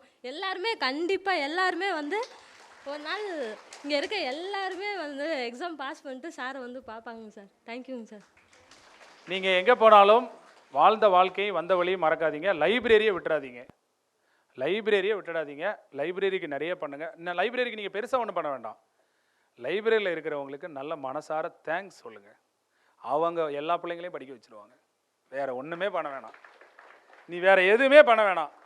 நீ எங்கேயாவது ரோட்டில் எங்கேயாவது பார்த்தாலோ எங்கேயோ பார்த்தாலோ ஒரு வார்த்தை மட்டும் அவங்கள்ட்ட, சார் எப்படி இருக்கீங்க சார், நல்ல பெரிய மனுஷங்களாக இருந்தால் காலைல வந்து ஆசீர்வாதம் வாங்குங்க. மிகப்பெரிய போதை பாராட்டு தான். அதை மட்டும் நீங்கள், ஏன்னா இன்றைக்கி உண்மையிலேயே போட்டித் தேர்வு பயிற்சி மையங்கள்லாம் தேவையில்லை, லைப்ரரியும் எம்ப்ளாய்மெண்ட் ஆஃபீஸும் கரெக்டாக இருந்தால் போதும். புரியுதா புரியலைங்களா உங்களுக்கு? அதனால் அதுக்கு நீங்கள் பெரிய கிரெடிட் கொடுக்க வேண்டாம். ஏன்னா நான் நிறைய பேருடைய உழைப்பு அங்கீகரிக்கப்படலை. மெனக்கெட்டு நீ ஒரு நாள் மட்டும் தேங்க்ஸ் சொல்லிப்பார். வெள்ளிக்கிழமையும் சாவியை கொடுத்து லைப்ரரியை திறந்து வைக்கிற எத்தனையோ லைப்ரரியன் இருக்காங்க, நிறைய லைப்ரரியன் இருக்காங்க. அதனால் எவ்வளோ தூரம் போனாலும் லைப்ரரியை மறக்காமல் அந்த அதாவது நம்ம அரசாங்கம் நமக்கு செய்யுது, நம்ம உரிமை அப்படிங்கிறது ஒரு பக்கம் இருந்தாலும் அதையும் தாண்டி எல்லாரும் மனிதர்கள் தான், நமக்காண்டி கஷ்டப்படுறாங்க, நம்மளை உயர்த்தி விட அவங்களும் காரணங்கிற தேங்க்ஸை தயவு செஞ்சு எங்கே போனாலும் சொல்லுங்கள். அந்த பண்பால் தான் நம்ம வந்து உயர முடியும். அதை மட்டும் மறந்துடாதீங்க. அதை மட்டும் நான் எல்லார்ட்டையும் ரிக்வெஸ்ட்டாக நான் இந்த இடத்துல கேட்டுக்கிறேன். ஏன்னா நான் இன்னைய வரைக்கும் அந்த நன்றி உணர்வுடையவனாக இருக்கேன். அது மாதிரி நீங்களும் இருங்க. அது இருந்ததால் எனக்கு வாழ்க்கையில் உயர்வு தான் கிடச்சிருக்கு. உங்களுக்கும் நிச்சயமாக கிடைக்கணும்னு இந்த இடத்துல கேட்டுக்கிறேன். நன்றி நன்றி நன்றி. நன்றி உரைக்கு முன்னால் வந்து நம்ம போட்டித் தேர்வு ஆர்வலர்களுக்காக நம்ம பொதுநூலக இயக்கத்தில் நம்ம இயக்குனர் இளம்பகத் ஐஏஎஸ் அவங்க வந்து, இப்போ சார் ஒரு ஐபிஎஸ் ஆஃபீஸர் சொன்ன மாதிரி தான் எங்கள் டைரக்டரும் வந்து குரூப் 4லேருந்து குரூப் 2 குரூப் 1 இவங்க நிறைய பேருக்கு தெரிஞ்சிருக்கும். அவன் நிறைய படிநிலைகளை கடந்து தான் அவர் ஐஏஎஸ்ஸாக வந்திருக்கிறாங்க. எங்கள் இளம்பகத் ஐஏஎஸ் சார் அவர் வந்து ஒரு கான்செப்டுவலைஸ் பண்ணி ஒரு learning management system for competitive examinations ஒன்று கிரியேட் பண்ணியிருக்கிறோம். அதை பற்றி எத்தனை பேருக்கு தெரியும் உங்களுக்கு? அந்த லேர்னிங் மேனேஜ்மெண்ட் சிஸ்டத்தை பற்றி இந்த மீட்டிங்கில் சொல்கிறது கரெக்டாக இருக்கும். உங்களுக்கு ஒரு சின்ன ஒரு 4 மினிட்ஸ் வீடியோவாக நாங்கள் ரெடி பண்ணியிருக்கிறோம். அதை மட்டும் பார்த்துருங்க. சார் அனுப்பாருங்க. Okay sir, thank you. நம்ம தமிழ்நாடு அரசு பொதுநூலக இயக்கத்தின் வழியாக நாங்கள் வந்து அண்ணா நூற்றாண்டு நூலகம் வழியாக ஒரு learning management system for competitive examinations அப்படின்னு ஒரு இணையதளத்தை உருவாக்கியிருக்கோம். அது தமிழில் என்ன சொல்லுவாங்கன்னா, போட்டித் தேர்வு மாணவர்களுக்கான கற்றல் மேலாண்மை இணையதளம். ஸோ நீங்கள் அதை வச்சே நீங்கள் எல்லாமே லேர்ன் பண்ணலாம். நீங்கள் மெயின்ஸ், ப்ரிலிம்ஸ், மெயின்ஸ் எல்லாமே அதிலே நீங்கள் ப்ரிப்பேர் பண்ணுற மாதிரிப்பட்ட அந்த நோக்கத்துக்காக வடிவமைக்கப்பட்டதான் இந்த இஎல்எம்எஸ் சொல்கிற இணையதளம். ஸோ நீங்கள் இப்போ கேட்ட அந்த கோரிக்கை இருந்தது இல்லையா, அந்த கோரிக்கையை வந்து முழுமையாக ஃபுல்ஃபில் பண்ணுறதுக்கான ஒரே இணையதளம்னு சொல்லி அதை நம்ம சொல்லலாம். இப்போ இந்த இஎல்எம்எஸ் இணையதளத்தை எப்படி நீங்கள் பயன்படுத்துறதுன்னு சொல்லி நான் உங்களுக்கு காட்டுறேன். இப்போ நீங்கள் கூகுளில் போயிட்டு இஎல்எம்எஸ் அண்ணா சென்டினரி லைப்ரரி அப்படின்னு மட்டும் போட்டுட்டு நீங்கள் சர்ச் பண்ணிங்கன்னா அந்த கூகுளில் வந்து ஃபஸ்ட்டு ரிசல்ட் லிங்கே வந்து இஎல்எம்எஸ் இணையதளம் தான் வரும். இந்த இணையதளத்தில் போய் எப்படி பயன்படுத்துறதுனா, உங்களோட மின்னஞ்சல் வழியாக நீங்கள் வந்து இந்த இணையதளத்தில் லாகின் பண்ணலாம். ஃபஸ்ட்டில் நீங்கள் வந்து உங்களோட மின்னஞ்சலை லாகின் பண்ணியிருந்தீங்கன்னா, இப்போ நான் வந்து ஆல்ரெடி ப்ரௌசரில் மின்னஞ்சலை லாகின் பண்ணி வச்சுருக்கிறேன் நம்ம இமெயில் ஐடியை. ஸோ அது வந்து கூகுள் சைன்இன் வித் கூகுள் போனீங்கன்னா ஆட்டோமேட்டிக்காக நம்ம இஎல்எம்எஸ் இணையதளத்துக்கு நம்ம என்ன அக்கௌண்ட்டுன்னு கேட்கும், அதை கிளிக் பண்ணிவிட்டு நம்ம ஆட்டோமேட்டிக்காக நம்ம இஎல்எம்எஸ் இணையதளத்துக்குள்ளாலே நுழையலாம். இதுதான் இஎல்எம்எஸ் இணையதளத்தோட ஃபஸ்ட் ஹோம் பேஜ். சரியா? இப்போ பார்த்தீங்க, இப்போ நீங்கள் கேட்டிங்க இல்லையா, ஒவ்வொரு டாபிக் வைஸாக எனக்கு ப்ராக்டிஸ் பண்ணுறதுக்கு வேணும். இப்போ இன்றைக்கி வந்து நான் வந்து 10ஆம் வகுப்பில் பாரதியாரை பற்றி ஒரு போர்ஷன் படித்தேன் அப்படின்னு எடுத்திங்கன்னா, இந்த இணையதளத்தில் போய் நீங்கள் இந்த சர்ச் பாக்ஸ் இருக்கு இல்லையா, சர்ச் பாக்ஸில் போய் நீங்கள் தமிழ்லையோ இங்கிலீஷ்லேயோ எதுனாலும் சரி பாரதியார் அப்படின்னு போட்டுட்டு என்ட்ரு அடிச்சிங்கன்னா, பாரதியார் சம்மந்தமாக இங்கே பாருங்கள், டிஎன்பிசிலேயே 49 கொஸ்டின் கேட்டிருக்கிறாங்க இது வரைக்கும். இப்போ என்னென்ன எக்ஸாம், என்னென்ன இயர் இங்கே பாருங்கள், 2012லேருந்தே உள்ள கொஸ்டின்ஸ் வந்து 2023 வரைக்கும் உள்ள கொஸ்டின்ஸ் வந்து வரிசையாக வந்திருக்கு. ஃபார் எக்ஸாம்பிள் வந்து பாரதியார் யாருடைய சாயலில் வசன கவிதை எழுத தொடங்கினார் அப்படின்னு சொல்லணும்னா வால்ட் விட்மன் நினைக்கிறேன். கரெக்டான ஆன்சர், கரெக்டாக தான் நம்ம போட்டது. ஸோ இப்போ பார்த்தீங்கன்னா இந்த இணையதளத்தோட முக்கிய அம்சமே என்னென்னா, வேறு எந்த ஒரு கைட் புக்கிலையும் இல்லாத ஒரு, ஏன்னா இதில் உள்ள எல்லா ஆன்சருமே வந்து எக்ஸ்பர்ட் வல்லுநர்களால் உறுதிப்படுத்தப்பட்டது. கரெக்டான ஆன்சராக இல்லையான்னு செக் பண்ணப்பட்டது. அது எப்படி உறுதிப்படுத்துகிறாங்கன்னா, அதோட சோர்ஸ் எங்கே இருக்குது. இப்போ பாருங்கள், இந்த கேள்விக்கான, இந்த பர்டிகுலர் கேள்விக்கான விடை, பாரதியார் யாருடைய சாயலில் வசன கவிதை எழுத தொடங்கினான்னு சொல்கிற கேள்விக்கான ஆதாரம் 11ஆம் வகுப்பு மற்றும் 9ஆம் வகுப்பில் வந்து இருக்குது. ஸோ 11ஆம் வகுப்பு மற்றும் 9ஆம் வகுப்பு பாடத்திட்டத்தில் எந்த சாப்டரில் இருக்குது பாருங்கள். செய்யுட்பகுதியில் 4வது சாப்டரில் தொடர்நிலை செய்யுள்னு சொல்கிறதுல குயில் பாட்டுங்கிற ஒரு தலைப்பின் கீழே இதுக்கான ஆன்சர் இருக்குது பாருங்கள். இவருடைய வசன கவிதைகள் வால்ட் மிட்டன், கலீல் கிப்ரான் முதலிய கவிஞர்களின் கவிதைகள் ஒப்பிடத்தக்க. அமெரிக்க கவிஞர் வால்ட் மிட்டனின் சாயலில் பாரதியார் வசன கவிதை எழுதினார். ஸோ இந்த மாதிரியான ஒரு கரெக்டான சரியான விடையோட மிகச்சரியான விளக்கத்தோட இந்த இணையதளத்தில் இருக்கிற அனைத்து கேள்விகளுக்கும் விடைகள் வழங்கப்பட்டிருக்கு. ஸோ இதுவரைக்கும் டிஎன்பிஎஸ்சியில் உள்ள கம்ப்ளீட் ஓல்டு கொஸ்டின்ஸ் எல்லாமே நம்ம வந்து இதில் கவர் பண்ணிட்டோம்.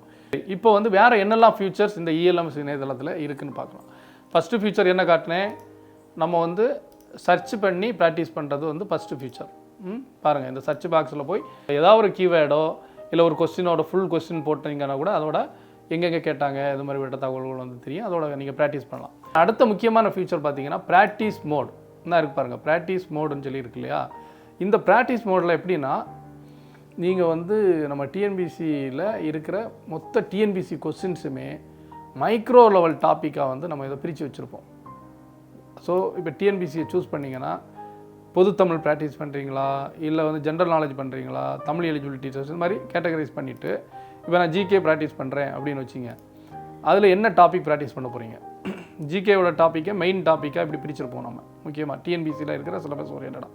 ஃபார் எக்ஸாம்பிள் இந்தியன் பாலிட்டி நான் ஜிகேல ப்ராக்டிஸ் பண்ண போகிறேன்னா இந்தியன் பாலிட்டியை சூஸ் பண்ணிவிட்டு இந்தியன் பாலிட்டிக்கு கீழே முக்கியமான டாபிக்ஸ் எப்படின்னா, அதாவது எப்படின்னா இதுவரைக்கும் கொஸ்டின் கேட்டிருப்பாங்க இல்லையா, அந்த கொஸ்டின்ஸை வந்து ஆராய்ச்சி பண்ணி இந்தந்த கேள்விகளில் தான் டிஎன்பிசியாக இருக்கட்டும், வேறு போட்டித் தேர்வு நடத்துகிற முகமைகளாக இருக்கட்டும், அவங்கவுங்க இந்தந்த டாப்பிக்கில் தான் கொஸ்டின் எடுக்கிறாங்க அப்படின்னு சொல்லி ஒரு ரிசர்ச் பண்ணி நாங்கள் வந்து இந்த டாப்பிக்கை கிளாஸிஃபை பண்ணி வச்சுருக்கிறோம். ஸோ இப்போ இந்தியன் பாலிட்டி செலக்ட் பண்ணிட்டோம். அதில் வந்து இந்தியன் கான்ஸ்டிடியூஷன் அப்படின்னு எடுத்திங்கன்னா ரெடி டு ஸ்டார்ட் டெஸ்ட் அப்படின்னு போட்டிங்கன்னா இந்த மாதிரி வரும், ஒவ்வொரு கொஸ்டினாக வரும். இப்போ நான் ஃபஸ்ட்டில் நம்ம காட்டின மாதிரி தான் இந்திய அரசியலமைப்பு தினம் எப்போது கொண்டாடப்படுகிறது, நவம்பர் 26 தான் கரெக்ட். அது பாருங்கள், நான் ஆல்ரெடி சொன்ன மாதிரி போத் இங்கிலீஷ் அண்ட் தமிழில் கொஸ்டின்ஸ் இருக்கும், சரியான விளக்கம் இருக்கும், எங்கே ஆதாரம் இருக்கும். 10ஆம் வகுப்பு சமூக அறிவியல் குடிமைகளில் இந்தந்த சாப்டரில் கரெக்டாக இருக்குது, அதோட விளக்கம் என்ன, அந்த சாப்டரில் என்ன சொல்லியிருக்கு.